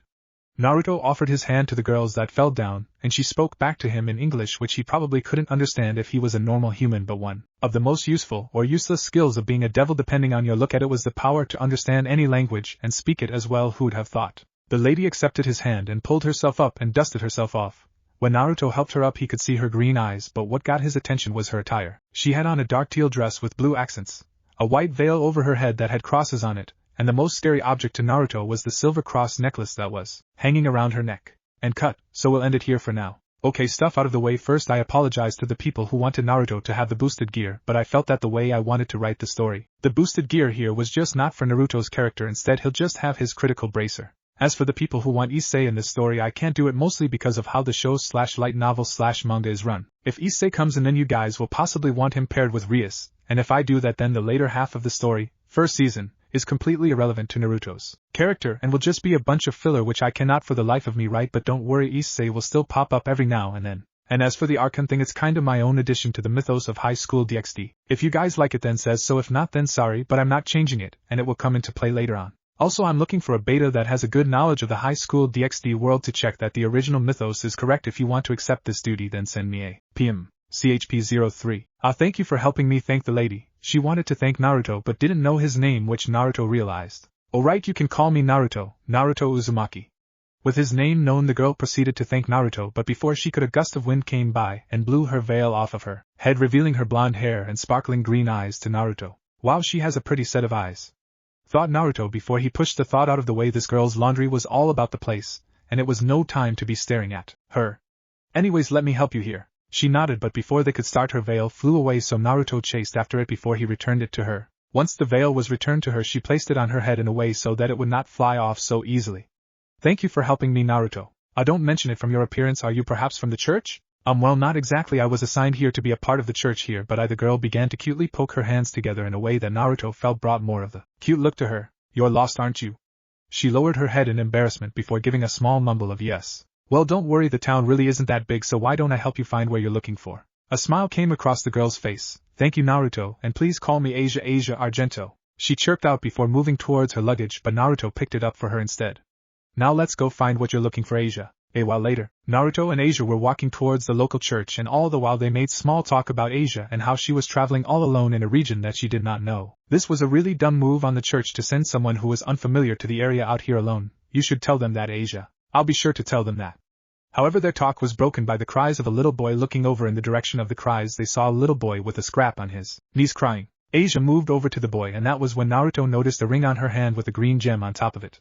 Don't cry, boys shouldn't cry when they are hurt like that. Of course, the little boy couldn't understand a word of what she was saying since it was all in English. But as Asia was speaking to the little boy, a green glow covered the wound, and right before their eyes the young boy's wound began to heal until it was like the wound had never been there to begin with. While the boy was amazed at what had happened, Naruto was looking at his hand. When the green glow appeared, he felt something resonate within him, but he couldn't place his hand on it, though her power did seem similar to the healing abilities that the Kyuubi granted him. There we go, all done. Asia happily chirped out, her good deed done. The boy stood up for a moment and felt no pain, so he ran around the playground for a bit, dragging Asia along with him, showing her the swings, slides and everything else there. A lady soon came by and picked the little boy up. Mommy, look, the nice lady healed my knee. However, the mother just gave it a disbelieving look as she hurried her child away, but not before she gave Asia a weird look that reminded Naruto of the times whenever the kids back in Konoha were hurried away by their parents so that they did not gain his bad influence. Thank you, Nae-san. The boy yelled out, hoping that Asia could catch it before his mother took him away. However, Asia looked puzzled by what had happened. That boy just told you thanks for healing his wound. A smile came across Asia's face when she realized what the boy had said to her. It was nothing really. God gave me this gift, so he must have wanted me to help people regardless of how they feel about me. Her tone turned sad at the last part, but she felt a hand on her shoulder. Don't worry, Asia. While that mother didn't understand what her child was talking about, I'm sure that the child will keep on telling her about how you healed his wound. Kids in this area are like that. They always remember the good things that people do for them. Asia had a curious look on her face and wanted to know more. Well, I used to know this person, and he had a power within him that he never wanted, but then everyone around him treated him like the plague because of the power, so all his life he tried his best to be accepted by those people around him, even reducing himself down to acting like a fool. When someone finally accepted him, he thought that the whole city he used to live in would also come to accept him, but it wasn't to be. He was assigned to a work team where one teammate would always hit him over the smallest of things. His other teammate wasn't much better, as he was always looking for power, and then there was his teacher who always preached about never abandoning teammates behind, yet he always left that boy behind. Asia had a very sad look on her face. What happened in the end, Naruto? Well, how should I say this? It had a pretty interesting ending. The person is now living quite happily, and that's about all I can say about that. He embarrassingly replied, since he really couldn't tell someone that the story ended with the person escaping his fate by walking through a tunnel, where he turned back into a child and was adopted by a loving family. Asia would have probably thought he was nuts or his story was a complete fake. What a poor man. I shall ask God to watch over him wherever he may be, and hopefully God will help the man in whatever he may be doing, or perhaps God may even guide this man to the church so that I may help him." Asia knelt down and began to pray for him, but she was interrupted when thunder was heard on this sunny and cloudless day. "Oh, is it about to rain, Naruto?" "Naruto?" asked Asia as she stopped praying for the moment. However, Naruto did not reply, so Asia turned back to him, which was when she saw that Naruto was laying on the ground, his face turned to the side. His eyes had completely turned to giant X's. His tongue was sticking out, and his face was a weird color. "Ah, Naruto! Are you alright?" shrieked Asia as she stopped praying immediately, and went to help Naruto. A few minutes and a few bottles of water later. "So are you feeling much better, Naruto?" Naruto nervously nodded his head, though he was still a little blue in the face, but at least he was able to walk, albeit with a little difficulty. "Well, gulp, anyways, there's the church," Asia pointed out Naruto. Thank you for helping me get here, Naruto, but you still don't look quite right, so would you like to come inside of the church for a moment to rest?" Naruto's face slowly began to lose its color once again, so he politely turned down her idea and returned her belongings. "If you're in the area or not feeling good, then please don't hesitate to visit me, alright, Naruto? And I'll do my best to help you." Naruto nodded, and in return he gave her his workplace card. If she ever wanted to talk to someone or needed help, then she could come and find him before the both of them waved goodbye to each other. He just had to leave this area before a bolt of lightning came down upon him, or worse. "I'm glad that I was able to meet someone like him. Hopefully he'll come and visit me," thought Asia as she began her walk to the church, holding the card in her hand, and as she did, a figure by the church with something around her neck saw everything and flew off. The sun was beginning to set as he was walking back home. He thought about his meeting with Asia. Well, she certainly was different. I always imagined that the people from the church were crazy nut jobs who swung sword around killing every single devil in their path just because of who they were, but Asia, she's different than that. Maybe one day we could be better friends. Walking back, he felt his strength increase as the sun went down, and as he was about to open the door to his house when he felt someone watching him. Acting like nothing was wrong, he quickly turned behind, but he was too slow to see the figure, only the black feathers that were left behind. Reaching out, he grabbed one, and it felt familiar. "Yuma-chan?" Dumping his bag at his doorstep, he used his sense of hearing to track down the sound of flapping wings, but alas, he was too slow as the sound soon faded away. "Yuma-chan, that was you, wasn't it? If it was, then don't worry, I'll see you one day." The next night, Naruto was out and about running and doing exercises if he was ever going to be ready for whatever being a devil threw at him, but so far it was hard. He wasn't in the same shape he used to be, and even with the abilities that the night gave him, he wanted to train as Nexus but couldn't take the risk of someone seeing him transform or turn back to human form. Nonetheless, he still carried the EVO thruster just in case he was attacked. He was just taking another drink of water when he heard the sounds of flapping wings. Turning around, he summoned forth his sacred gear ready to defend himself against any of their attacks, but when he saw who it was, he dropped his stance and his eyes softened. "Yuma-chan," said girl was holding her arm. Looking down, she couldn't look Naruto in the eyes because of what she did to him. Naruto slowly approached her to hold her hand, but she inched away from him. "Yuma, please don't, I just want to talk, please," he pleaded, but she wrenched her hand out of his grip. "Why?" Naruto was taken aback by what she was saying. "Why do you still care even after all I've done to you?" she cried out, dropping to her knees. "Why? You should hate me for what I've done to you, but you still love me." Naruto moved forward and captured her in a hug which she would not accept. Yuma kept struggling against his hold, but it was all stopped by Naruto. "Why do I still care?" "It's because you still care about me, Yuma," said girl, looked up at Naruto with tear-filled eyes. Rubbing away her tears, Naruto moved his hand towards her chest and brought out the locket that they bought on that date. "You still wear the locket, and you show regret for what you've done, Yuma. I loved you before all of this, and I still love you now. Nothing is ever going to change that. So please don't force me to let go, because I will never let you go, I swear." That was too much for Yuma, who broke into tears and cried into Naruto's shoulder. For Naruto, he had a few tears drop from his eyes. Yuma was the very first girl that he had come to truly love, and he was not going to let her go. Few minutes later, Naruto and Yuma had to go their separate ways, but before they did, Yuma said that they could meet a week later in the park with the fountain. She even gave Naruto her true name of Rainier, and with a kiss Rainier flew off back to wherever she had to go. A portion of her heart healed of the guilt that she had when she stabbed Naruto, while Naruto went back home happy that he healed a part of Rainier's heart, and at the same time he was able to see Yuma, no, Rainier again. As Naruto entered his house, a team of mysterious men in white biohazard suits were at the place that they met minutes after Naruto and Rainier left the scene. They arrived and began sweeping the area, and from the looks of things they were using scanners to look through the area. "Sir, there is a slight trace of supernatural energy in this area. According to the scanners, it seems that there were 2 supernatural beings here, but neither of them are the target that we are currently tracking. What do you recommend we do, sir?" His superior officer turned and pushed his glasses up. "We do what we always do, clean up the area and keep a watch out for anything mysterious happening. People have been disappearing in this area, so the creature we're looking for must be around here. We'll just keep an eye out for anything suspicious." Suddenly the officer's phone rang. "Hello, yes sir, what?" "Damn it, I understand, we'll move out immediately." He quickly hung up the phone and began passing out orders to his men. "Alright men, pack it up, we've got another incident in the warehouse district. Let's move it, people, this could be the target." Bag any supernatural energy traces here and we'll analyze it back at HQ. Move it, people. The officer clenched his fist in anger. Damn them causing us all these problems, but this is why we are here to make sure that they can't harm humans. All over the place the people in biohazard suits packed up their stuff and returned to their vehicles, and moved towards their new destination where they found the decapitated remains of a human being. The next day, Naruto was eating breakfast when a news report came on. Today on local news, the remains of a female was found by workers in a warehouse. According to official reports, the woman was apparently killed by some kind of sharp object last night, though officials will not comment anymore on the matter until the deceased's identity can be confirmed. The family contacted and an autopsy has been fully performed on the body. But officials do state that all pedestrians should be careful when they are on their way, and if they know anything then please don't hesitate to call the toll-free hotline. Our condolences go out to the family of the victim. That's weird, could it be? No, it can't be. Maybe Rias-senpai knows something about this, thought Naruto as he quickly finished his breakfast before he left for school. Lunchtime. Naruto was walking to the canteen when he was suddenly pulled into a bush by three mysterious people who put a bag over his head. When the bag was removed he found himself tied up really tightly and surrounded by Issei and his friends.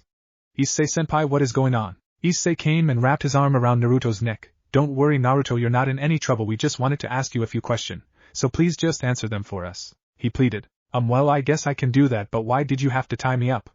Argued Naruto as he moved his arms about to try and free himself but found that they were tied really tight. We can answer that later, now on to the questions, Naruto. All three of them were really quick to divert the question asked by Naruto, but Naruto didn't mind it so much cause he just wanted this done as quickly as possible. Four guys stuck in a tight and cramped place with one of the four tied up really nicely was a little weird for him to say the least. So we heard that you walked into the school with Rias-senpai a while back, is that true? Naruto nodded his head. And you also held her bag, right?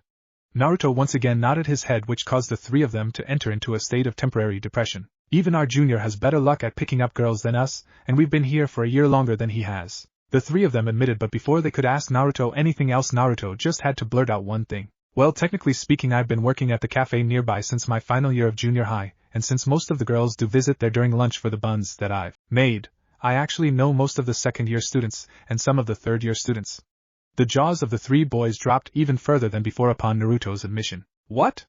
Did you hear that our junior works at the most prestigious place to see the girls of the academy? All three boys held each other hands as tears of either joy or extreme sadness flowed from their eyes. Naruto couldn't identify them, and to be honest he didn't want to, so taking this chance before they started to do anything or ask anything else, Naruto slowly inched backwards away from the three boys, and when he was sure that he was safe he ran away at top speed, leaving a cloud of dust behind him. As for Issei, Matsuda and Motohama, when they finally stopped crying they realized that Naruto had disappeared, and started throwing curses back at each other for letting Naruto run away before all of their questions were answered. With Naruto, after he had run away from his senpais he ran towards the only place where he could think to hide, the occult research clubhouse. Using his elbows he opened the door to the place but stumbled and landed on the ground. Ow, that hurt. Now to find someplace to hide or just wait until either Kiba, Akino or Rias-senpai arrive, then they can cut me loose from these ropes, though I must say they really do know how to tie their knots.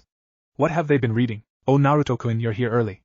Rias looked up from documents and books that she was working on / referring to see Naruto on the ground tied up, so she got out of her seat and moved to help him up and moved him over to the sofa in the room before searching around her table for a good pair of scissors to cut the rope with. So Naruto, how did you come to be like this?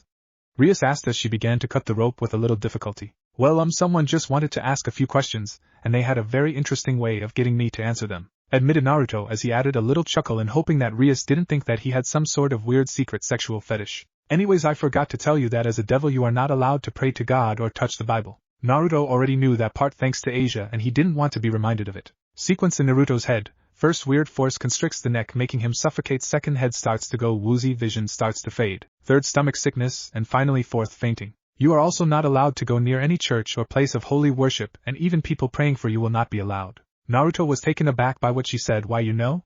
Rias nodded her head. Yes, Naruto, I know about the nun that you helped. It was a nice gesture on your part, but you must know that you are a devil, and she was someone under God's domain. Thankfully the angels in the church that you escorted her to saw that you were helping one of their own and decided not to strike you down, but you should not push your luck any more than needed. Naruto nodded in understanding. Then that presence that I felt when I got back home must have been Rainer. Grr, these scissors just won't cut it. Rias threw the scissors down in exasperation. Hold still, Naruto, and I will use a spell to cut it. Naruto quickly jumped out of his seat and backed away slowly. For some reason he was scared of Rias when she was going to cast the spell, even though he had never seen her cast her magic. Wait, don't you think you're going a bit too far by using a spell? I mean, if you can't do it, then let's just wait for Kiba-senpai or anyone else. I really don't mind. But aren't you uncomfortable if I do this now? Then we can get you free. Rias approached Naruto, one of her hands covered with red energy. And now just hold on senpai, don't. Naruto immediately bolted for the door but couldn't reach the handle in time as Rias tackled him to the ground and had her foot planted on his body as he struggled to get free. Now just hold still, Naruto, this will only take a second. Rias replied a little too sweetly in his opinion. Just as she was about to use her spell, the door opened to reveal Akino. Oh my Naruto-kun, I didn't know that you were so naughty doing this kind of thing with Bucho. Akino covered her mouth and giggled while Kiba and Kaneko peeked over her shoulder to see what was going on. Naruto hentai. Naruto looked over at Kaneko with a weird look. Hey, that's uncalled for, I'm not that kind of pervert, I swear I'm just stuck in a weird situation now, can someone get me out of it? Pleaded Naruto. Kiba came forward and taking out a sword that was by his hip he cut the ropes off of Naruto, allowing him to stand up, stretch and rub his painful spots. Thank you, Kiba-senpai. Oh, I thought that Naruto-kun could stay like that, then after our job is done we could have so much fun together. Akino commented before crossing over and whispering something into Rias's ear. As she was doing that, a cold shiver ran down Naruto's spine when he thought about the fun Akino mentioned. For some reason he thought of Akino in some kind of tight skimpy leather outfit using a whip on him as he was tied up. Shaking his head he banished the thought from his mind just as Akino finished whispering to Rias. Clapping her hand, Rias gained the attention of all club member. Well, it seems like we have received a job from one of the other nobles. Rias had everyone move to the sofa where she could look at everyone and inform them of their job. It seems that one of the other devil nobles has had a little incident where their servant has left their services, and since this devil has entered our territory we have been given the duty of hunting her down. Naruto thought back to the morning news report.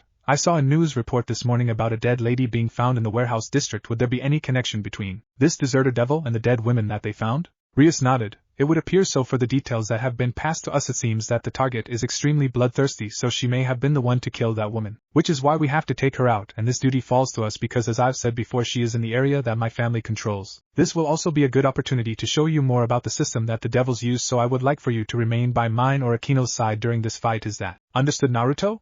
Even though you have the experience of fighting the fallen angels to a certain extent, you do not fully understand the range of abilities that being a devil has to offer you. Naruto nodded his head in confirmation. Very well, then we'll move out when it gets dark, is that understood? Everyone nodded before they went about their own business. Kiba was checking his sword. Kaneko decided to have some chocolate. Akino teased Naruto about his situation a minute before while Rias continued her research about the archons. That night, Rias teleported herself and her peerage to the location where they suspected that the stray devil was. While they were searching for the devil, Akino decided to explain to Naruto what they were doing. When a devil that has betrayed, escaped, or killed their master, they will become known as a stray demon, and the master may send in a request to have his ex-servant executed, but since the stray devil is in our territory, the duty has fallen to us. It's just like the shinobi system back in the inn, thought Naruto. And since this is a job, we will also be rewarded once we kill the stray devil. So what did Bucho mean when she said that devils had abilities? Naruto asked as they kept a lookout for the stray demon. This was where Rias took over the explanation. Have you ever played chess, Naruto? Naruto nodded his head. Yeah, but what does it have to do with the devil's power? Well, after the war thousands of years ago, the devils lost many soldiers during that event, and so one of the four Satans came up with a system in which we could rebuild our forces while also maintaining the status between the different families. And they called it the evil piece system. Like the game of chess, each evil piece that the devils use correspond to one piece from the game of chess. However, Rias had to stop her explanation when she noticed that Kaneko waved her hand to get them over. She's here, Kaneko confirmed as the coppery smell of blood got to all of their senses. From the darkness a figure rose up, and it just so happens that she was half naked and groping her breasts. Naruto looked at it for one moment before he covered his eyes. I really shouldn't be looking at this. Well, I guess a quick peek wouldn't hurt.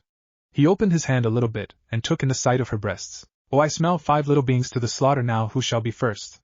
I promise that this will be as painless as I can make it. A magic seal formed on her breasts, and before they knew it, milk shot out of them aimed at Rias. Bucho!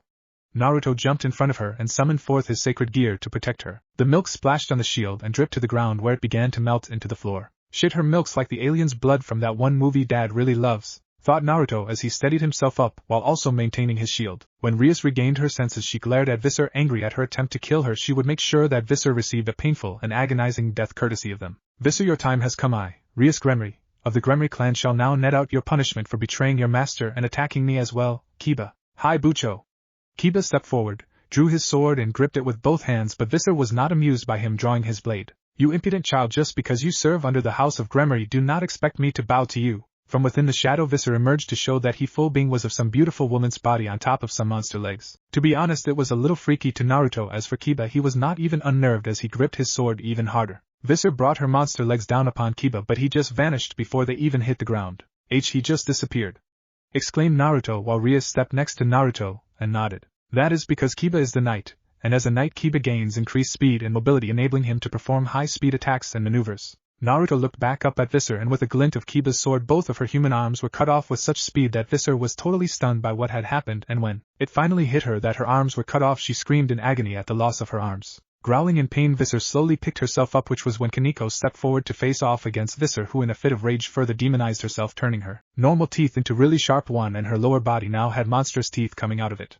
Kaneko, get out of the way! However, it was too late, as Visser gobbled up Kaneko in a flash. Just as she started to chew Kaneko, the jaw stopped, and it was slowly forced open from the inside. Inside of Visser's mouth was Kaneko, who was forcing Visser's mouth open. Her clothes were slightly melted, possibly from Visser's saliva. Kaneko-chan is the Rook, and as the Rook she gains an immense amount of strength along with amazing defensive ability. Kaneko pushed the jaw of Visser's lower body apart, and got herself out of there. Once done, she lifted one of Visser's monster legs slightly up before effortlessly tossing her to the side. Visser landed with a cloud of dust, which was when Akino decided to step up to center stage, lightning crackling in her hand. Oh, my attacking Bucho is a capital offense, and for that you are to receive the capital punishment. Akino mused in a sort of playful voice. Attacking Naruto-kun is also a big no-no for me. Now it's time for your punishment. Akino raised both of her hands into the air, and before Naruto knew it, lightning came crackling down onto Visser. Akino is the queen, the almighty vice commander, combining all of the strengths of the Rook, Knight and Bishop. She specializes in attacks using her demonic powers. On top of that, she is Akino stopped her rain of lightning for the moment to sensuously lick her lips. A complete sadist. Akino brought down more lighting onto Visser, all while laughing like a child in a candy store. As for Naruto, he was shaking in his mind as the picture of Akino with a whip returned in all its glory. But don't worry, Naruto-kun, just because Akino is a sadist, I don't think that she will do anything to her allies. Her lover, on the other hand, is a completely different matter. Rias thought before turning her attention back to Visser. Akino, that is enough. With the order given, Akino stopped casting her spell as Rias stepped up to finish Visser off. And I, Naruto-kun, am your king. If I fall, then everything is over. Don't worry, Bucho, none of us will let anything happen to you, declared Naruto, which made Rias smile. I know, Naruto. Now then, Visser, your time is over. However, the clattering sound of gunfire was heard. Quickly bringing his sacred gear up to protect Rias, the bullets bounced harmlessly off of his shield and landed on the ground. Bullets were also aimed at Kiba, who just cut them in half or dodged them. Kaneko's impressive defense just had the bullets stop and fall to the ground, but the amount of bullets aimed at her caused her to put her hand up in defense, while Akino also put up a barrier around herself. Lights were suddenly turned on in the warehouse as the place suddenly came alive with activity. All over the place, soldiers wearing standard combat gear that masked their identity entered the area and held their aim at all of the demons in the area from both the ground level and the level above them. And from the look of things, the man that entered last wearing glasses was in charge of them as he called for them to spread out. Well, I must say this is indeed a stroke of luck for us to find the one that we have been looking for. I thank you for your help, Devil-san, but now that we are here we will take over the situation, for it seems as though you have outstayed your welcome here. The man with the glasses pushed his glasses up, the light glinting off of them, though Naruto could have sworn that the man was looking at him as though he was some sort of prize. Very well, then we will go for now, but be warned, we will not allow you to interfere in our matters again. Human Naruto, everyone, we're going. Naruto nodded but still didn't lower his shields as all of Rias's peerage gathered around her and teleported back to the clubhouse. Once they were gone, the soldiers went about placing objects onto Visser. These objects would hopefully keep her unconscious while they transported her, calling in transports as well as cleaning up the area of all the blood or magical taint. Sir, we've managed to take care of everything. It seems as though the kids that were here moments ago had a lot of magical energy, though the one with the weird bracer had some kind of weird energy emitting from him, and according to the scanners this kid was the same one that we tracked the other day at the park. Sir? Glasses, that is the man with the glasses. Name until later on, smiled a little. Is that so? Then carry on, soldier, I have a special report to make to the higher-ups. The soldier handed the scanner over to Glasses before giving a salute to Glasses and continued going about his other duty. As for Glasses, he took a look at the scanner before a smile came across his face. Taking out his phone, he called his superior officers. Sir, I believe we have found what we need to bring Plan G to life. On the other end of the line. Is that so? Very well, then do whatever you need to get the subject. Once there, I am sure that he will be willing to provide what is needed. But he is under the command of the girl with the red hair. Should we anger her? If we do take her servants, she may do something drastic against us, and I fear that this is something that we cannot stop. Then we shall use the failed subjects of Plan G to stall her. When you capture the subject, use whatever you think is necessary, and then have him transported to Base 6 in the heart of the city. She will not be willing to cause such a fiasco. Once there. Understood. Replied Glasses as he hung up the phone, and a smile came across his face. Devils, angels, whatever you may be called, this is one fight that you will never win. With the call done, the vehicles arrived and the soldiers shipped Visser to their secret facility for experimentation. With Rias and her peerage, they had just teleported back to the clubhouse. Rias, Bucho, just who exactly were those people and how did they know about the existence of Devil? Naruto asked, though Rias could only sigh as she walked over to her table cluttered with books and texts. Taking a seat, she laced her fingers together. Those humans would be known as the Supernatural Defense Force, SDF. And they are a task force of humans that have been formed to protect humanity from supernatural threats like us. They operate in both the night and day. The news report that you saw was just one facet of their job. They clean up, erase and cover up all traces of supernatural occurrences wherever possible. If needed, then they will also eliminate supernatural beings that have caused trouble to humans. So they're basically a human fighting force that will be willing to fight all of us if need be. Rias nodded her head in confirmation. So what should we do if we ever meet them again, Rias Bucho? Asked Naruto. We will just have to leave the job to them. I'd hate to admit it, but if the SDF were willing to fight, then they will do whatever they need to eliminate us. Naruto gulped before he excused himself for the night along with Kiba and Kaneko, with orders from Rias to take a break over the next few days and not go outside just in case. The next day, Naruto had just finished class for the day and he had more questions about the evil peace system because, as he remembered, Rias-senpai still didn't explain what the bishop or the pawn were supposed to be. Entering the clubhouse, he found Akino was there cleaning up Rias's messy table. Oh, Akino-chan, I didn't know you were here. Oh, what's wrong, Naruto-kun? Am I not good enough for you?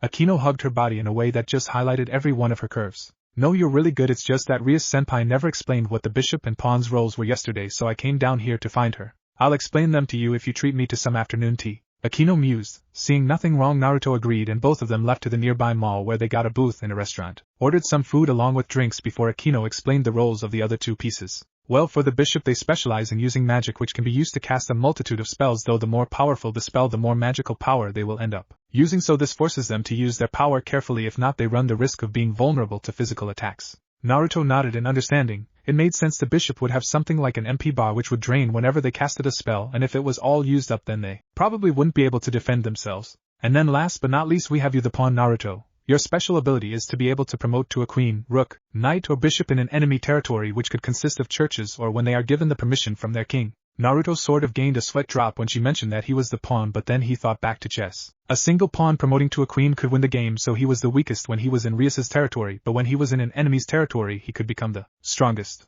And that would pretty much cover all that you need to know about the evil pieces system at the moment. But wait, if Kaneko is the rook, Kiba the knight, you the queen, Rias the king, and I'm the pawn, then who is the bishop?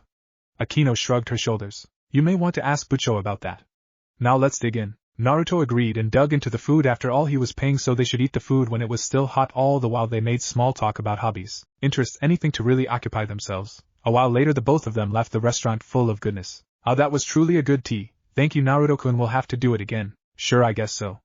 Naruto replied before Akino ran up to him and wrapped her arms around Naruto's own. Come on then, Naruto, you won't mind escorting me back to the academy now, won't you? Naruto shook his head and the both of them went back. She's acting really close to me, she can't like me, right? I mean, I like Rainer, what should I do? He thought, as people around them thought that both of them looked really good together as a couple. They were even stopped by a photographer who took their picture. As for Akino, she was content with spending time with Naruto, even though she knew that he still loved Rainer. She was open to sharing so long as he treated them all the same, then she had no problem. He was going to have a chance to earn a peerage at one point. Time skip the afternoon of the day Naruto is supposed to meet Rainer. Naruto was currently in his work uniform in the bakery of the cafe making buns when his boss called for him. Hey Naruto, take a break cause you've got a guest. Naruto looked up and thought. Must be Akino-chan. Washing his hands, Naruto went out to see Asia standing there sticking out like a sore thumb since she was wearing her usual attire. Oh Asia, is something wrong? Well, I was lonely and I just wanted someone to, she replied as she shyly poked her fingers together. All Naruto could do was sigh at her actions, but he decided to spend some time with her nonetheless, so he clocked out for the day and met Asia at the front of the cafe. So Asia, now that we're out here, what do you want to do? Naruto asked, though Asia only had her attention focused on Naruto's face. Hold still, Naruto, there is something on your face. Asia took out a handkerchief from her dress and raised it to Naruto's face to wipe something that was on his face, but Naruto borrowed the handkerchief from Asia and cleaned his face up himself. Turns out that some flour landed on his face, but now he was clean. Well, I am not so sure what to do, even though I called you away from your job. Asia replied as the both of them just walked. Well, if you don't know what to do, then why don't I bring you about some of my favorite places in town? Asia looked up happier and followed Naruto to the arcade where they had fun playing some racing games, fighting games and all sort of other games. They were on their way out of the arcade when Asia stopped for a moment to take a look at something. Naruto looked back to see her over by the crane machines. Do you want one, Asia? Asked Naruto as he pointed to the machine full of Pikachu toys. Asia shyly nodded before Naruto moved over to operate the machine, and a few minutes later Asia happily walked out of the arcade with Naruto and the Pikachu toy in her hands. Thank you, Naruto, I'll always treasure this. Asia was truly thankful that someone had given her such a nice gift. With the day almost done, Naruto decided to take Asia back to her church. Naruto, thank you for going out with me today. Don't worry about it, Asia, we're friends, right? And that's what friends do. Asia had a few tears fall from her eyes before she nodded. Yes, we're friends, thank you, Naruto. Asia replied as she hugged Naruto. All my life I've never had one friend, so thank you for being my first, she cried out into his shoulder while Naruto just returned her embrace. I understand the feeling, Asia. No, Naruto.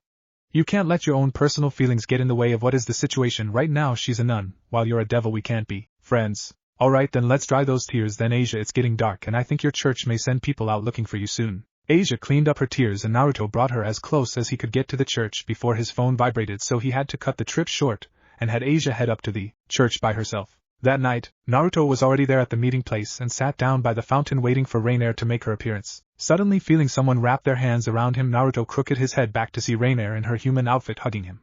Hey there, Rainier, I miss you. I miss you too, she replied as she let go of Naruto so that he could turn around to face her. They were about to kiss when a familiar voice called out to Rainier. Well, I must say, Rainier, you have done an excellent job in tricking the target out into the open. Turning to the voice, Naruto could see Dohnaseek standing there along with the fallen angel from before, another girl that had blonde hair, and last but not least there was a guy with white hair and a crazed look in his eyes. As for Naruto, he couldn't believe it. He turned back to Rainier and saw that she had fear in her eyes.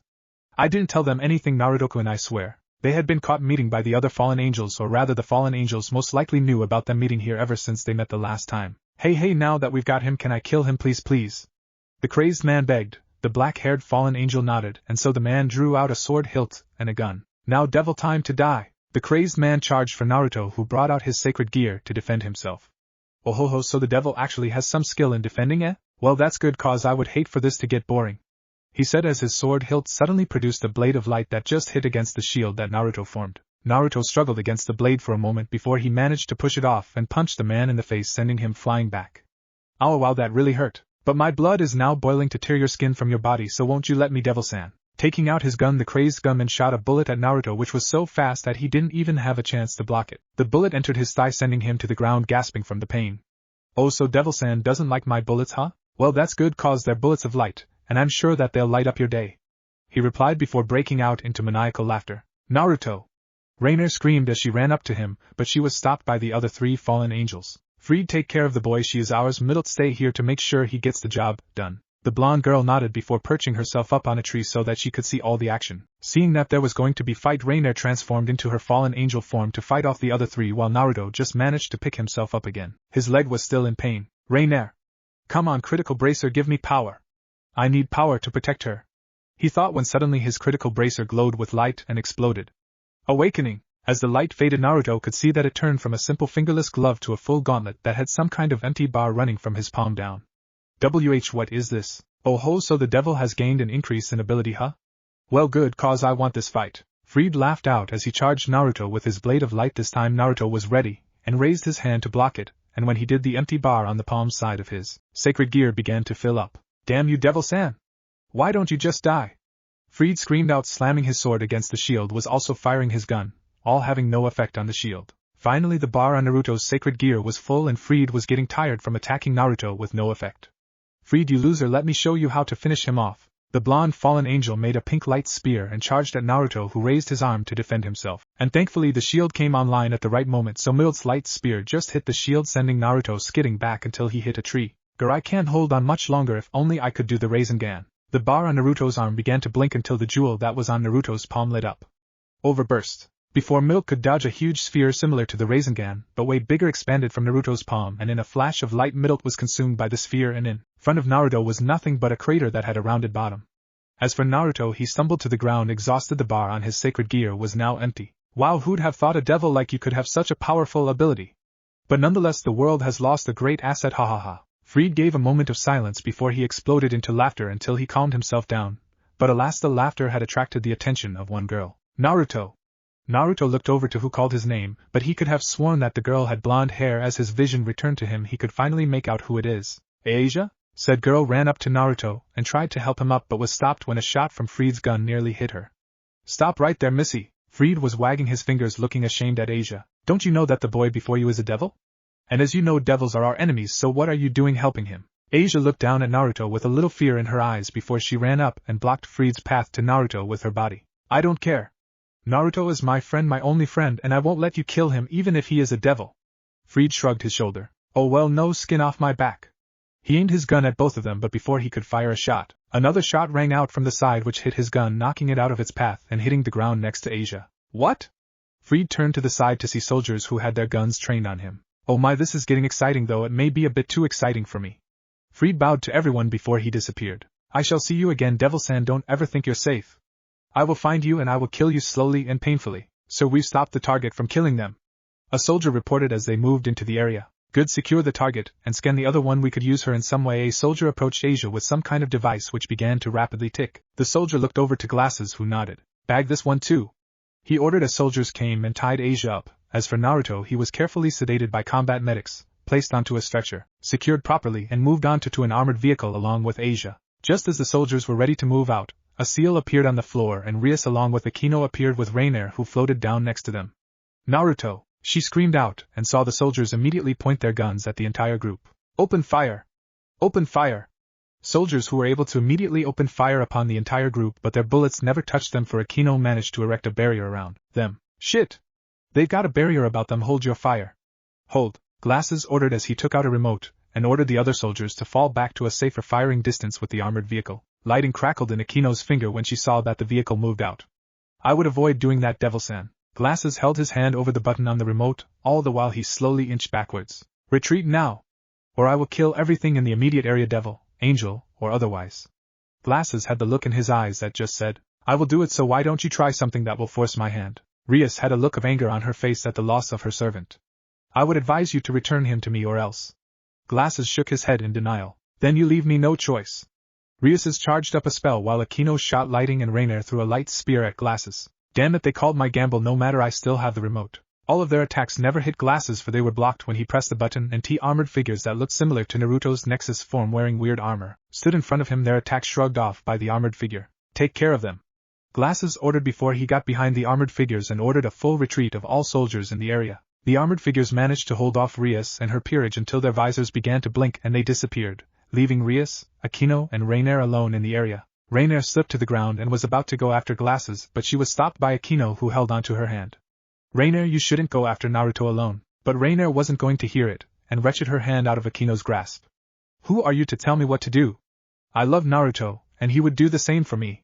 For any of us. But before she could continue her rant, Rainer felt a stinging sensation across her face. Akino had tears in her eyes. Don't you ever say that I care for him the same way, but we have to face the facts at the moment. Naruto has been taken away by the SDF at the moment, and we have no idea where their base is. If we go about randomly searching for him, then we may become targets for the SDF. Rainer closed her eyes and agreed to what Akino was saying. She collapsed to the ground and cried while Akino comforted her. At the same time, Rias was thinking about what they could do to rescue Naruto, or where they could have taken him. After a while she came to the conclusion that there were too many places they could hide him, but suddenly she realized who they could go to for help. Akino, I think it's time we paid my brother a visit. He should know where the SDF has taken Naruto. I think we can end it here. So yeah, last time we had the Archon plot. This time I introduce you to the SDF, which acts basically as a defense force for humanity against the actions of devils, angels, and what else not. And yes, I know stuff seemed really rushed here, but hey, that's how I roll. Question time. Where did the fallen angels go off to? They retreated when they felt the energy that blew Middle away. Where was Rias when Naruto was being attacked? Asia was putting up a barrier which blocked the presence of magic in the area, but when Naruto's critical bracer awakened and it blew Middle away was when he destroyed the barrier, thus allowing Rias to sense the concentration of magic that Naruto released. What is Naruto's sacred gear now? I'll tell you later, but its voice/dialogue will be represented by Awakening. What is the SDF's plan G that they want to use Naruto for? Revealed next time. Are the SDF good or bad? They technically are neutral in all supernatural affairs. What were the beings that attacked Akino, Rias, and Rainer? Revealed next time. CHP-04. Naruto slowly woke up to find himself staring straight into a white light. His mind was a complete mess. He had no idea where he was. HUD-WH, what's going on? The last thing I remember is Asia. Naruto remembered that Asia protected him with her body from that crazy guy. He moved to pick himself off of whatever he was lying on, but he just couldn't move. Something was keeping him down. Finally the light moved out of the way and Naruto was now looking into the eyes of someone wearing a mask and goggles. Sir, it seems that the subject is currently awake. What should we do? Our orders from the top said that they're not ready for him to be awake, so just keep him sedated until further notice. Make sure that when they do pick him up he is under level 5 guard and has everything on him. The higher-ups apparently want to start on plan G as soon as adjustments are made to the others. Oh, and when you're done sedating him, check on the girl, make sure that she's still alive. Ever since she got here she's been screaming her head off and it's giving me a headache whenever I go down to check on her. Yeah, I'll do just that after this. One of the guys in a mask injected something into a tube that entered Naruto's bloodstream and before he knew it he slipped back into unconsciousness. with Rias, Aquino and Rainier. Rainier had insisted upon going with them to see Rias's brother, but because she was a fallen angel she wasn't allowed to, so she did the last thing that Rias expected. Rainier offered herself to become a devil. Rias tried to argue back that by doing so she would most likely be looked down upon by some of the other devils because of her fallen angel's aspects. But Rainier didn't care. If she became a devil then she could be together with Naruto. Rainier kneeled in front of Rias and asked her to accept her as one of her evil pieces. Seeing that there was no way to dissuade Rainier from changing her mind, Rias accepted Rainier as her final pawn. With the deed done, Rainier stood alongside Rias. When all were close to Rias, she opened a portal that sent all of them to the Underworld. When the seal disappeared they found themselves in front of a large official-looking building. Rias walked up and opened the large double doors to reveal a silver-haired lady wearing strangely enough a French-made outfit. "Rias-sama?" the lady greeted. "I did not realize that you would be visiting us today. May I know why you are here?" the lady asked in a polite voice. Yes, sorry for the intrusion today, Grafia, but I need to see Naisen right now." The silver-haired lady seemed surprised by Rias's request. Nonetheless, she brought them through the building until they arrived to another set of large double doors, though these were colored red like Rias's hair. As Grafia opened the double doors, Rainier was not sure what to expect of her new master's brother, who, as Rias explained on the way in, was the leader of the 4 great Satans, meaning that he was extremely powerful, so she was expecting some kind of serious hard ass that was always able to take charge of a situation if there ever was one, and if based on how serious Grafia acted then he was most probably going to be even worse than that. When the doors finally swung open it revealed a red-haired man who Rainier could say looked similar to Rias if she were a male, wearing a set of armor that was beautifully designed, and he was reading a joke book. Grafia sighed and went up to the man and bonked him on the head once with a harisen. This is essentially that fan that they use to whack people on the head, causing him to drop the book in surprise at the hit. "Surzex-sama, you have guests." Surzex quickly hid the book away before turning his attention to the group entering his office. Rias, it is nice to see you again." Surzex left his seat and came around to hug Rias while Aquino and Rainier bowed in respect to the man. "And it is nice to see you too, Aquino." Aquino returned the compliment before Surzex turned his attention to Rainier. "And you must be my sister's new servant. I welcome you to her family if she hasn't done so." Rainier was surprised by how polite he was since she used to be a fallen angel. "Now then, Rias, what can I do for you today?" Surzex returned to his seat and folded his fingers together as Rias walked up to a seat in front of him and sat down, Aquino and Rainier standing by her side. "Nisan, I would like to know something about the SDF." Surzex's eyes hardened for a moment before they turned back to normal. "Why would you want to know something about them, Rias? They have taken one of my pawns and I intend to retrieve him, but I don't know where they could have hidden him." Surzex sighed before he got out of his chair and stood behind it looking out onto his backyard. "I knew that this day would come, but I kept many details from you, Rias, especially when it comes to the SDF." Rias looked surprised by what her brother was saying. "Nisan, what are you saying? If your servant has been captured by the SDF, then I'm afraid that he may be gone." Tears wanted to fall from Rainier's eyes, but she managed to keep them in as Surzex continued his explanation. "The SDF, they are unscrupulous when it comes to what they do. Angels, devils, fallen angels and monsters that have been captured by the SDF have never been seen again. Rumors going around say that these monsters have been used as experiments to test out weapons that the SDF has made to defeat us. If your pawn has truly been caught by them, then for all we know he may be gone. I'm sorry, Rias, but you will just have to let him go, and if not, then I have explicit orders from father to stop you from going after him." Surzex placed a hand on Rias's shoulder to comfort her. "No. You're wrong, Naruto won't be gone. He promised that we would stay together." Turning over, Rainier had apparently exploded with emotions. Surzex stared into her eyes and saw an insurmountable amount of love and devotion from within her. Aquino had some, though it was slightly less, and even Rias had a little bit of it within them, though it was nowhere near the amount the girl had. Surzex nodded before he returned to his seat and took out a paper and began to scribble down something. When he was done, he stood up. "I have something important to do, so I will leave this very important piece of writing that is in no way connected to the SDF here. Can I trust that you won't look at it, Rias?" Rias sadly nodded before Surzex excused himself from the room. Once he was gone, Rias lifted the piece of paper and saw what it had written on it. "If the SDF has captured your servant for a purpose, then they would most likely be located in the heart of the city that is under our control. Spies that I've sent out to investigate weird monster signatures have reported an unusual presence of supernatural energy in that area, comprised of many different beings. If you are going, then be sure to be stealthy when entering, for this would not be the first time they have met a Gremry. Thank you, Nai-san." Rias quickly pulled Aquino and Rainier together before casting a teleport spell that sent them back to the clubhouse. As soon as they were gone, Surzex stepped back into the room. "Was that wise, Surzex-sama?" Surzex nodded his head. "As members of the Gremry family, we cannot bear to lose someone that is under us, and if I know my sister, then she already has a plan to save her precious servant, and if she doesn't, then she does have that girl and Aquino to help her along with the rest of her peerage. Though just in case, be on the lookout for anything, Grafia. Being close to our servants is a weakness that we all share, but when the time comes it is also our greatest strength." Grafia nodded before the both of them returned to their normal duties, leaving Surzex alone in the room looking out the window. "The SDF must be planning something. If they've made a move like this, then I will have to talk to Falbium to ensure that we are able to handle it. Hopefully he is at his office, and not lazing about somewhere in the Underworld." The clubhouse. As soon as the teleporting seal disappeared, Rias and Aquino searched the room and pulled out a map of the city, and along with Rainier they began to come up with a plan to save Naruto and if possible any innocent monsters that the SDF had captured. Many hours later, with the sun coming up, the members of the Occult Research Club finally realized how long they had spent coming up with the plan to save Naruto. I think that this is enough for today, Aquino. Rainier, go to bed and we'll meet again when it's nighttime. I'll tell Kiba and Aquino to meet us later tonight so that we could go over the plan with them.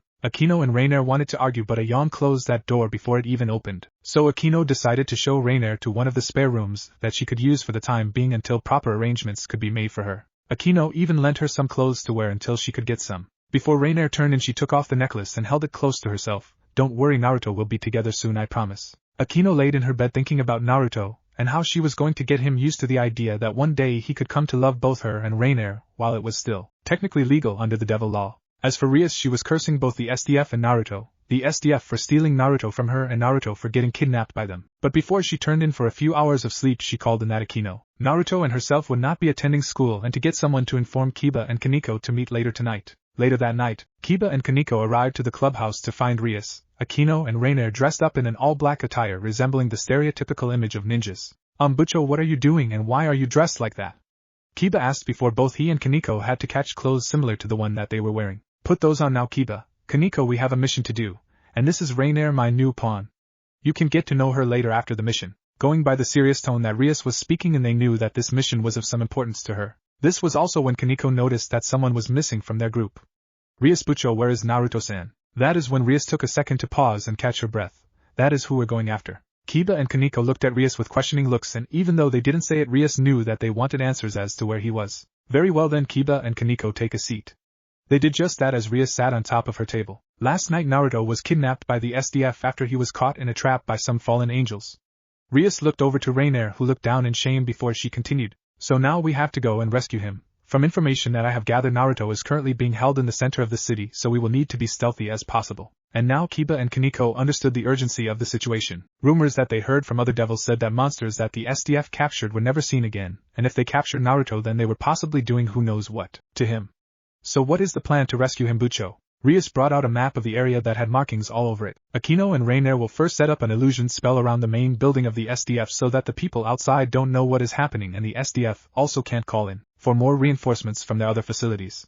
Rias pointed to the various markings around the building to indicate where the spell should be set up. Once there, we have to ensure that we can locate Naruto in the building, and for this part we will use our familiars to do the job. Once inside, they will find the security room or wherever they keep the information. Once they get the information back to us, then we will begin our infiltration into the building. Everyone nodded. Alright, then we'll move out when it gets a little later into the night. Kaneko, can you come over here for a moment? Kaneko followed Rias to the back, where the both of them had a discussion on how she should lead the familiars into the facility due to her small stature. A while later, Bucho, the illusion spell is currently in place. The familiars and Kaneko can begin their infiltration of the facility. Rias brought her hand up to her ear and spoke. Kaneko, you can enter the facility now. Find that information according to the plan, alright? Hi. Kaneko answered as she quickly unscrewed the screws keeping the grate in place and hefting a bag over her shoulders, which carried all the familiars except for Kiba's, cause it was in the sky looking out for anything strange. Kaneko crawled through the air ducts until she came to a four-way intersection. Opening the bag, she freed the other familiars including her own and gave them their directions. Okay, now let's split up. If you find something then just say so. The familiars nodded before they separated into their separate direction. Kaneko's got on her shoulder as Kaneko crawled through the duct until she finally came to the end of the duct where she found a way to the ground below. Okay, Shiro, good luck. Kaneko took out a piece of rope and tied it around Shiro's body. Opening the grate a little, Kaneko slowly lowered Shiro to the ground. When Shiro touched the ground, he quickly crawled out and made sure that the way was clear before Kaneko dropped to the ground as well. Bucho, I'm in. Alright then, Kaneko, remember, follow the plan. As Kaneko searched through the various rooms to find the security office, she remembered what Rias told her. Remember, Kaneko, when you find the data room or security room, search for Naruto first. Once you've found him, search for any weapon that the SDF may be developing, and if you deem it harmful to us, destroy all evidence of it. Before she could open the last door, a message came in from one of the other familiars, so Kaneko had to retrace her steps and find the other familiars. A while later, Kaneko arrived to the security room where she found the guards knocked out and Aquino and Rias's familiars waiting for her. Quickly taking the spot next to the computer, she began to search for the location of Naruto. Prisoner 42, which was recently captured alongside Prisoner 43, have been transferred to level B4 for experimentation. This must be Naruto. Kaneko opened her link with Rias and told them the possible location of Naruto, and as soon as she was done, she continued to go through the computer file, finding anything about weapons that the SDF may be developing. One file finally caught her attention. She tried to open it but found that it was protected by a password. Before she could try to crack it, someone or something crashed through the wall and began to fight her. With Rias minutes before Kaneko was attacked, all of them used the duct that Kaneko used to enter the building, and following Kaneko's directions they made their way towards the lift where they made their way to level B4.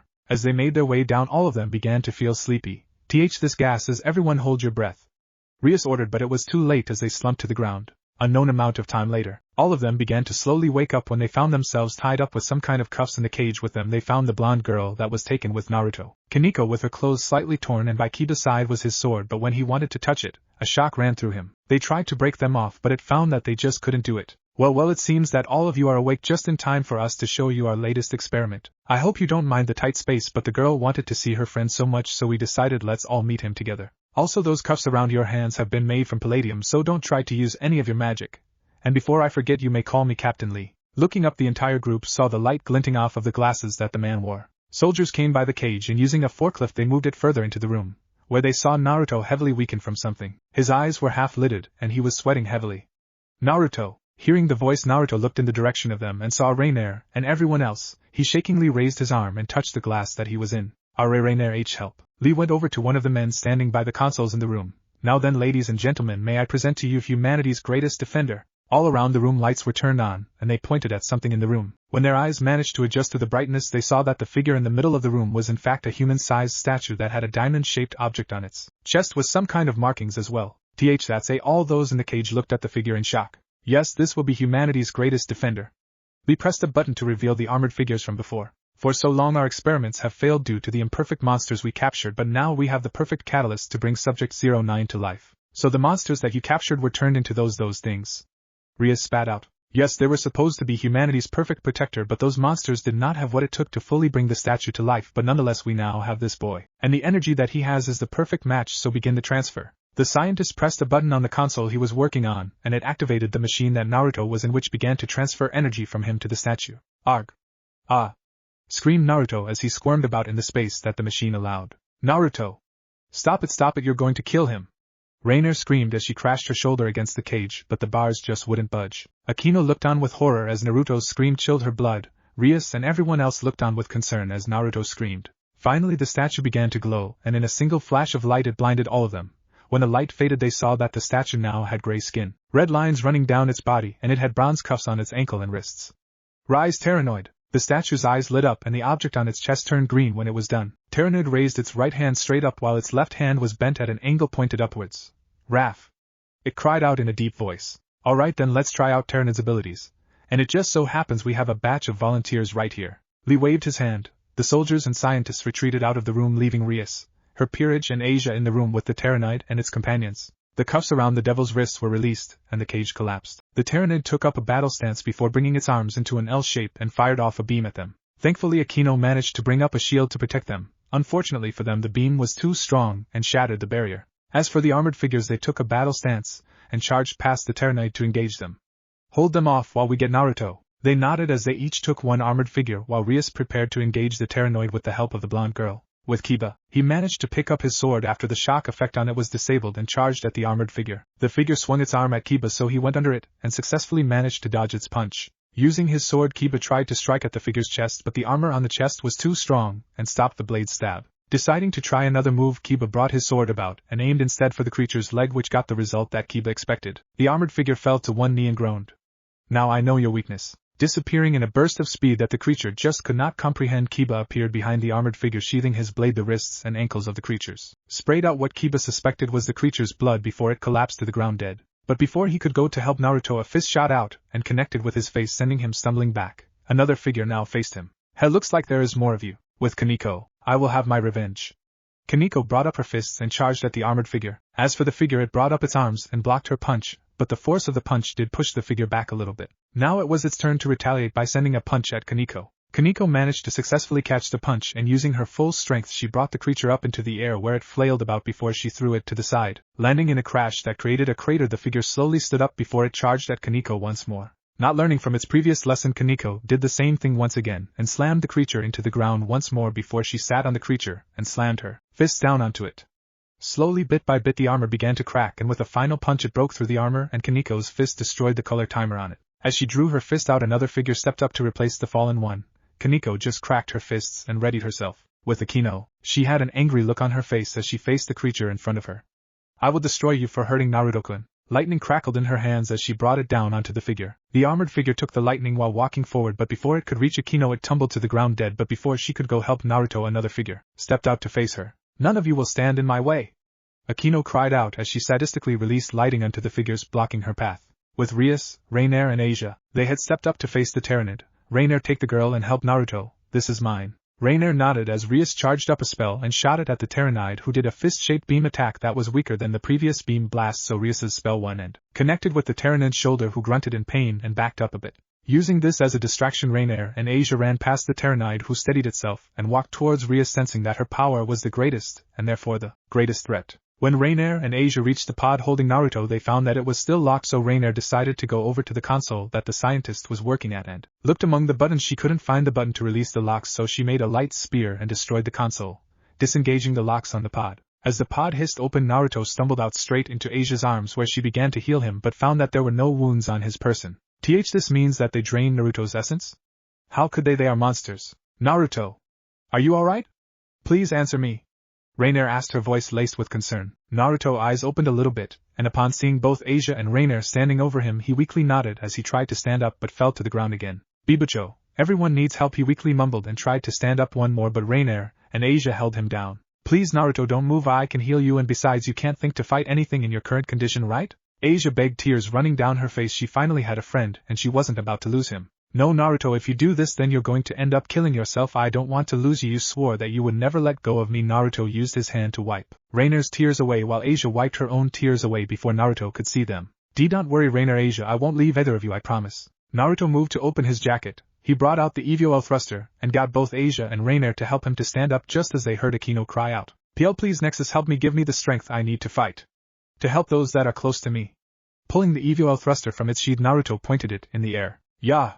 In a flash of bright light, Nexus appeared, though this time he was colored light gray, silver, and had some black lines running along his body. Back with Rias minutes before, she had successfully beaten the Tyrannid as its color timer began to blink, and it laid on the ground desperately trying to get up. All around them were craters that were formed from either Tyrannid's missed beam blasts or the weaker shots from Rias that it managed to deflect. Now you shall suffer the fate for harming my precious servant. She brought her hand up to cast the final spell, but all around them from the destroyed statues of the armored figure, dark energy began to rise forth from their destroyed bodies. Akino, Kiba and Kaneko stopped for a moment to look at them. It's a cluster of the darkness from the souls that the SDF implanted within these bodies. You humans!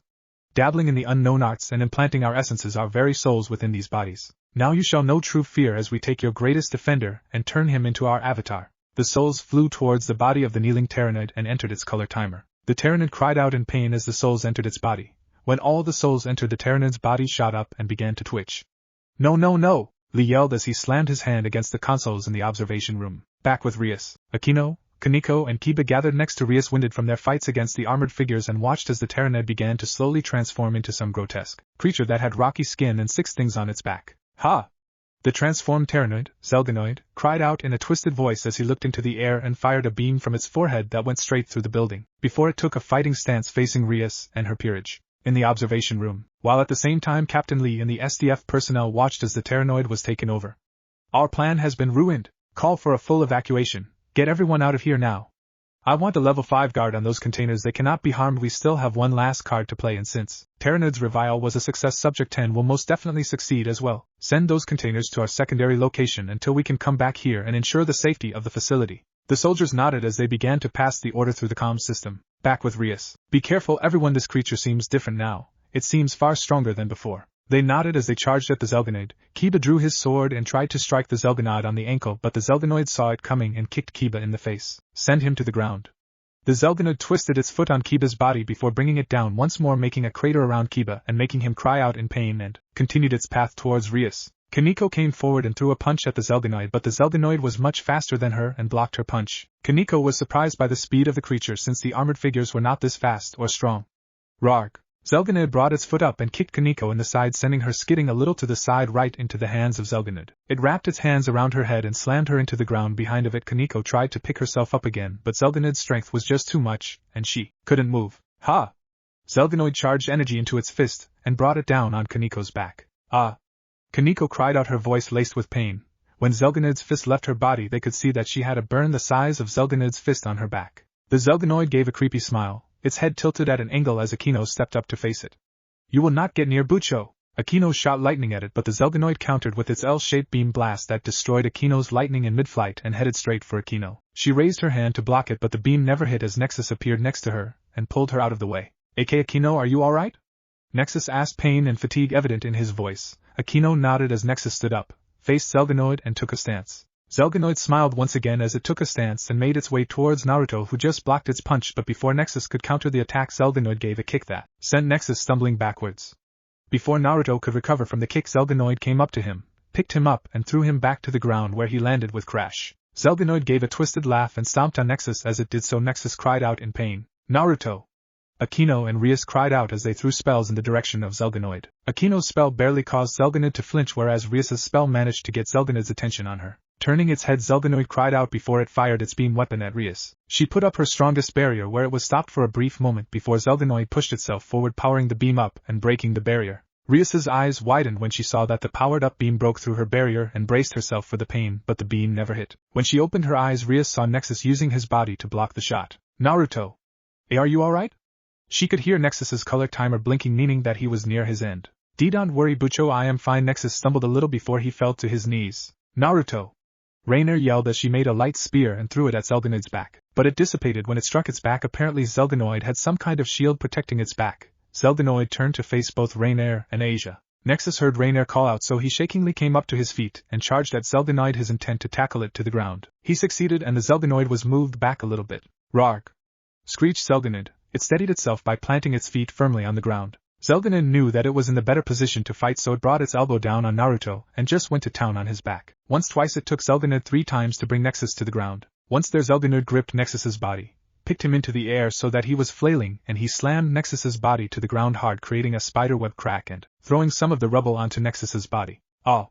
gasped Nexus as he shifted his body in a desperate attempt to pick himself up, making the debris on his body drop to the ground. Rias and her peerage tried to attack Zelganoid, but Zelganoid wasn't having any of it, so it formed some kind of barrier that stood between them and him. It came over to Nexus, picked him up and began to tighten its hold around Nexus's neck. Everyone else tried to break through the barrier, but it just wouldn't break, and Rias couldn't not risk using her full power, as the building may collapse in on itself if the spell failed, or she could end up destroying Naruto as well. "Gah, I can't beat him." Nexus's hands wrapped around Zelganid's forearm, trying to pry them apart, but Zelganid's own strength overpowered Nexus's strength. "Naruto, don't give up, please.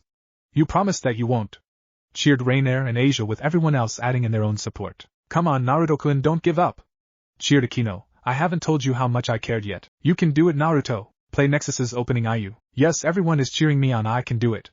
Nexus's grip on Zelganid's forearm increased. "Yes, I believe I can win. I want to see Asia, Rainer and everyone smile again. So I won't give up. I'll keep on fighting, because that is my oath as Naruto Uzumaki," declared Naruto. His whole body began to glow with light, or rather it was faint blue light. When the light finally faded, they saw that Nexus was now colored blue, black and silver. Gripping Zelganid's forearm, Nexus easily pried Zelganid's hands off of his neck and twisted it, making Zelganoid cry out its voice in pain. "Ha!" Nexus delivered a kick to the abdomen of Zelganoid, making the creature grunt in pain. Knowing that it was hurt, Nexus continued with 3 more kicks, and on the 3rd kick, it let go of Zelganoid's hand. The force of the final kick sent it flying to the other side of the room, crashing into the wall, leaving a Zelganoid-shaped crater in the wall. When Zelganoid dropped to the ground, it screeched in anger before throwing forth beam attacks. Nexus charged at Zelganid and jumped over the first one before going right through the middle of the 2nd and 3rd blasts, landing with a roll as he continued his charge. When he reached Zelganoid, he punched it once before proceeding to grab Zelganoid by the neck and threw him to the other side of the room. Zelganoid landed with a cloud of dust but managed to stand up once again. "Rarg!" it cried out as it lifted both of its arms and flew into the air. "That monster can fly?"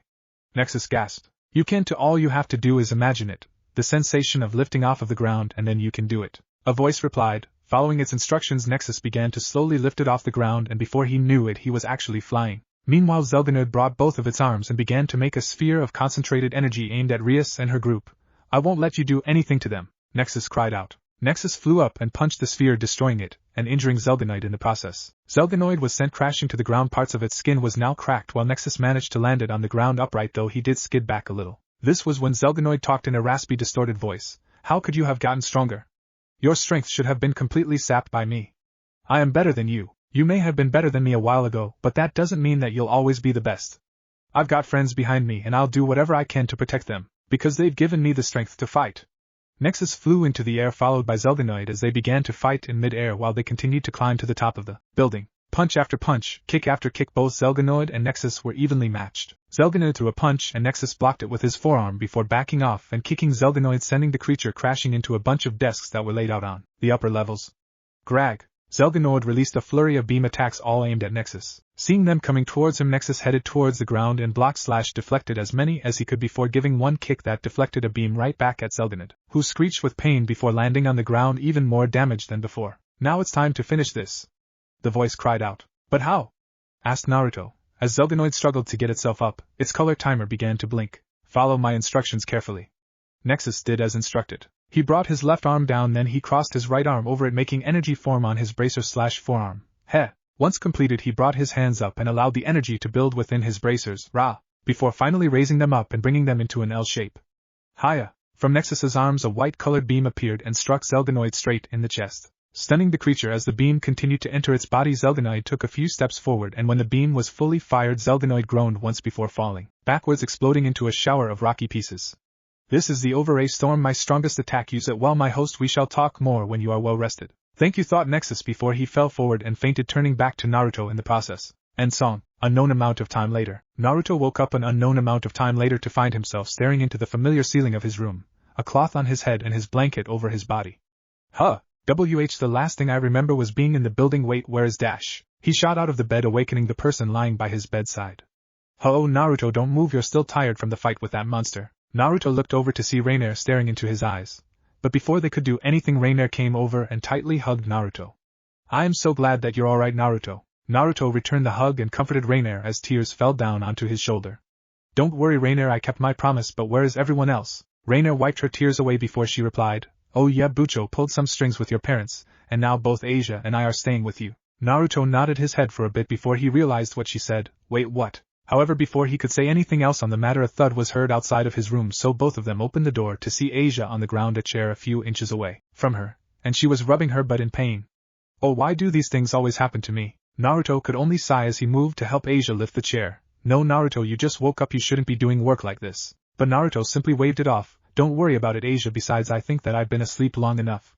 Thank you, Naruto, my room is right around the corner, Asia happily replied. Naruto nodded as he brought the chair to her room, leaving Rainier and Asia in the hallway. Their eyes connected for a moment, and as they stared each other down, lightning soon appeared to be clashing between the two. Asia, you shouldn't have done that. Naruto is still recovering from his fight against that monster, and if he overworks himself then he may get more injured. Rainier stated, a little sweetness in her voice. Don't worry, if Naruto gets injured again then I will be there to heal him, and he himself said that he didn't mind helping me. Asia happily countered as her devil wings appeared and began flapping, lifting her a little off the ground, but Rainier managed to pull her down before she hit her head on the ceiling. See, after the fight against the Zelganoid, Asia wanted to become a devil to be with her friend, so Rias reluctantly made her a bishop. And since she and Rainier had no place to stay unless they counted the school clubhouse, which would be weird to have the regular students see them living there, since they were already that close to Naruto, Rias decided that the second best place for them to live would be at Naruto's house without his input on the situation though. Thankfully his parents believed their story that Naruto disappeared for a few days because he had gone on a trip to introduce two new transfer students,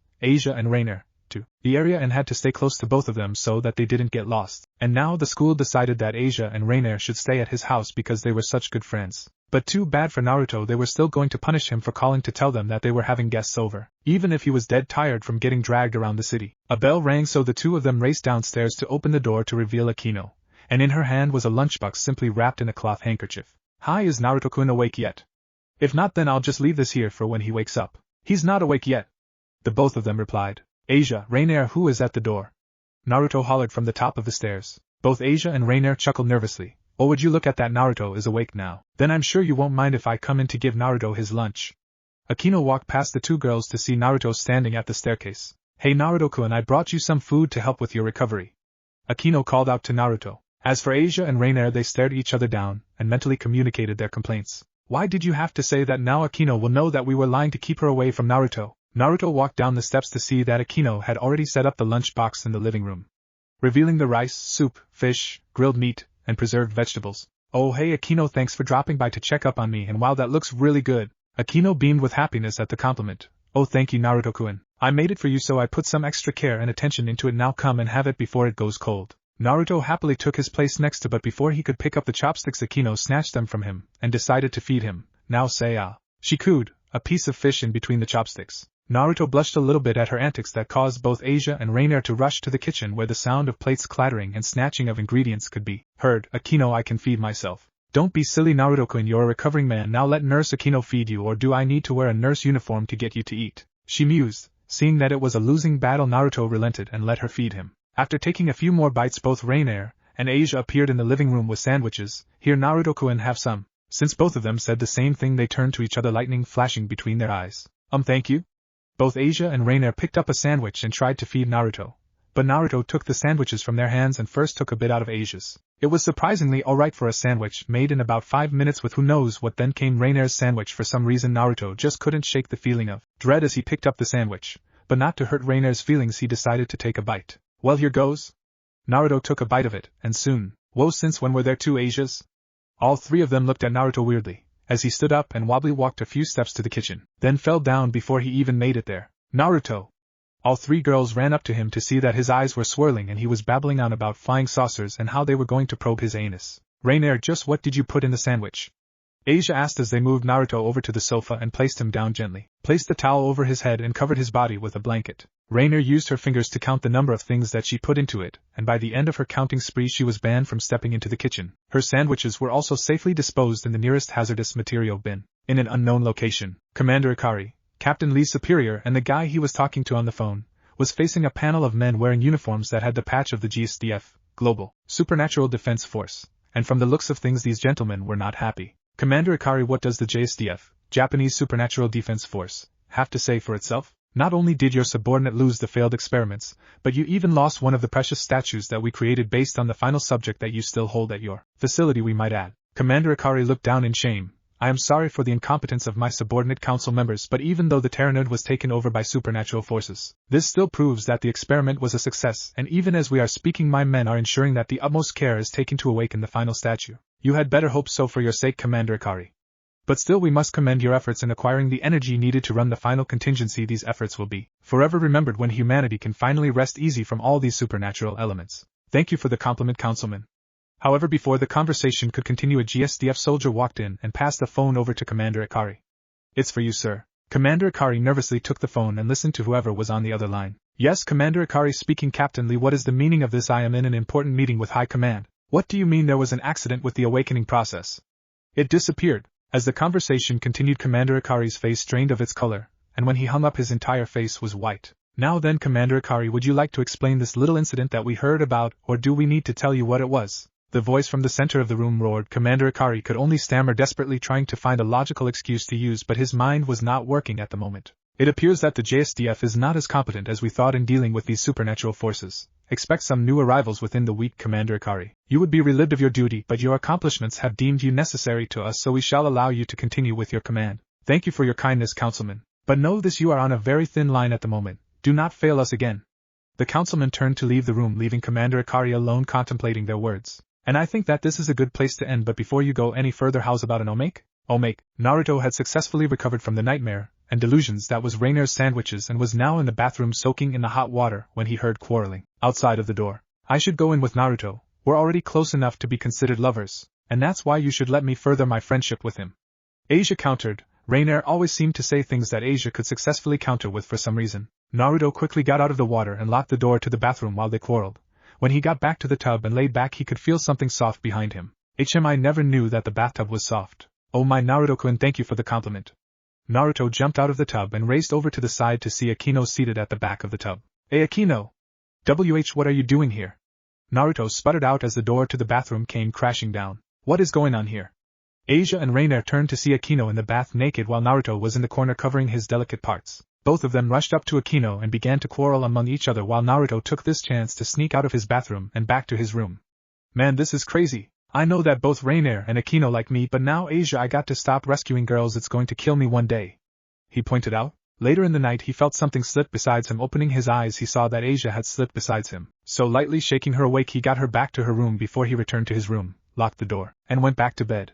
Sigh, looks like I'll have to keep my door locked from now on. Just as he was about to fall asleep he felt a pair of wings cover him. Cracking open his eyes once again he saw Rainier this time, and his window was open. Sighing he also got her to return to her room, and this time he also locked window, but just as he going to go to sleep again he felt a weight on top of him as well as on his arms. Opening his eyes, he saw Akino on top of him, Asia to his right and Rainier on his left. How the heck did they get back in here? Still, it is kinda comfortable, so might as well go with it, he thought as the three girls snuggled closer to him. As the four of them slept the night away, Rias appeared in Naruto's room searching for Akino, and looked on at the scene, jealousy evident in her eyes. Moving over, she touched Naruto's cheek, which got him to stir a little and purr in content. Rias gave a soft giggle when she heard Naruto purr. Hee, that's so cute, I'm glad that you are safe. Rias then focused her attention on Naruto's lips and closed the distance between them.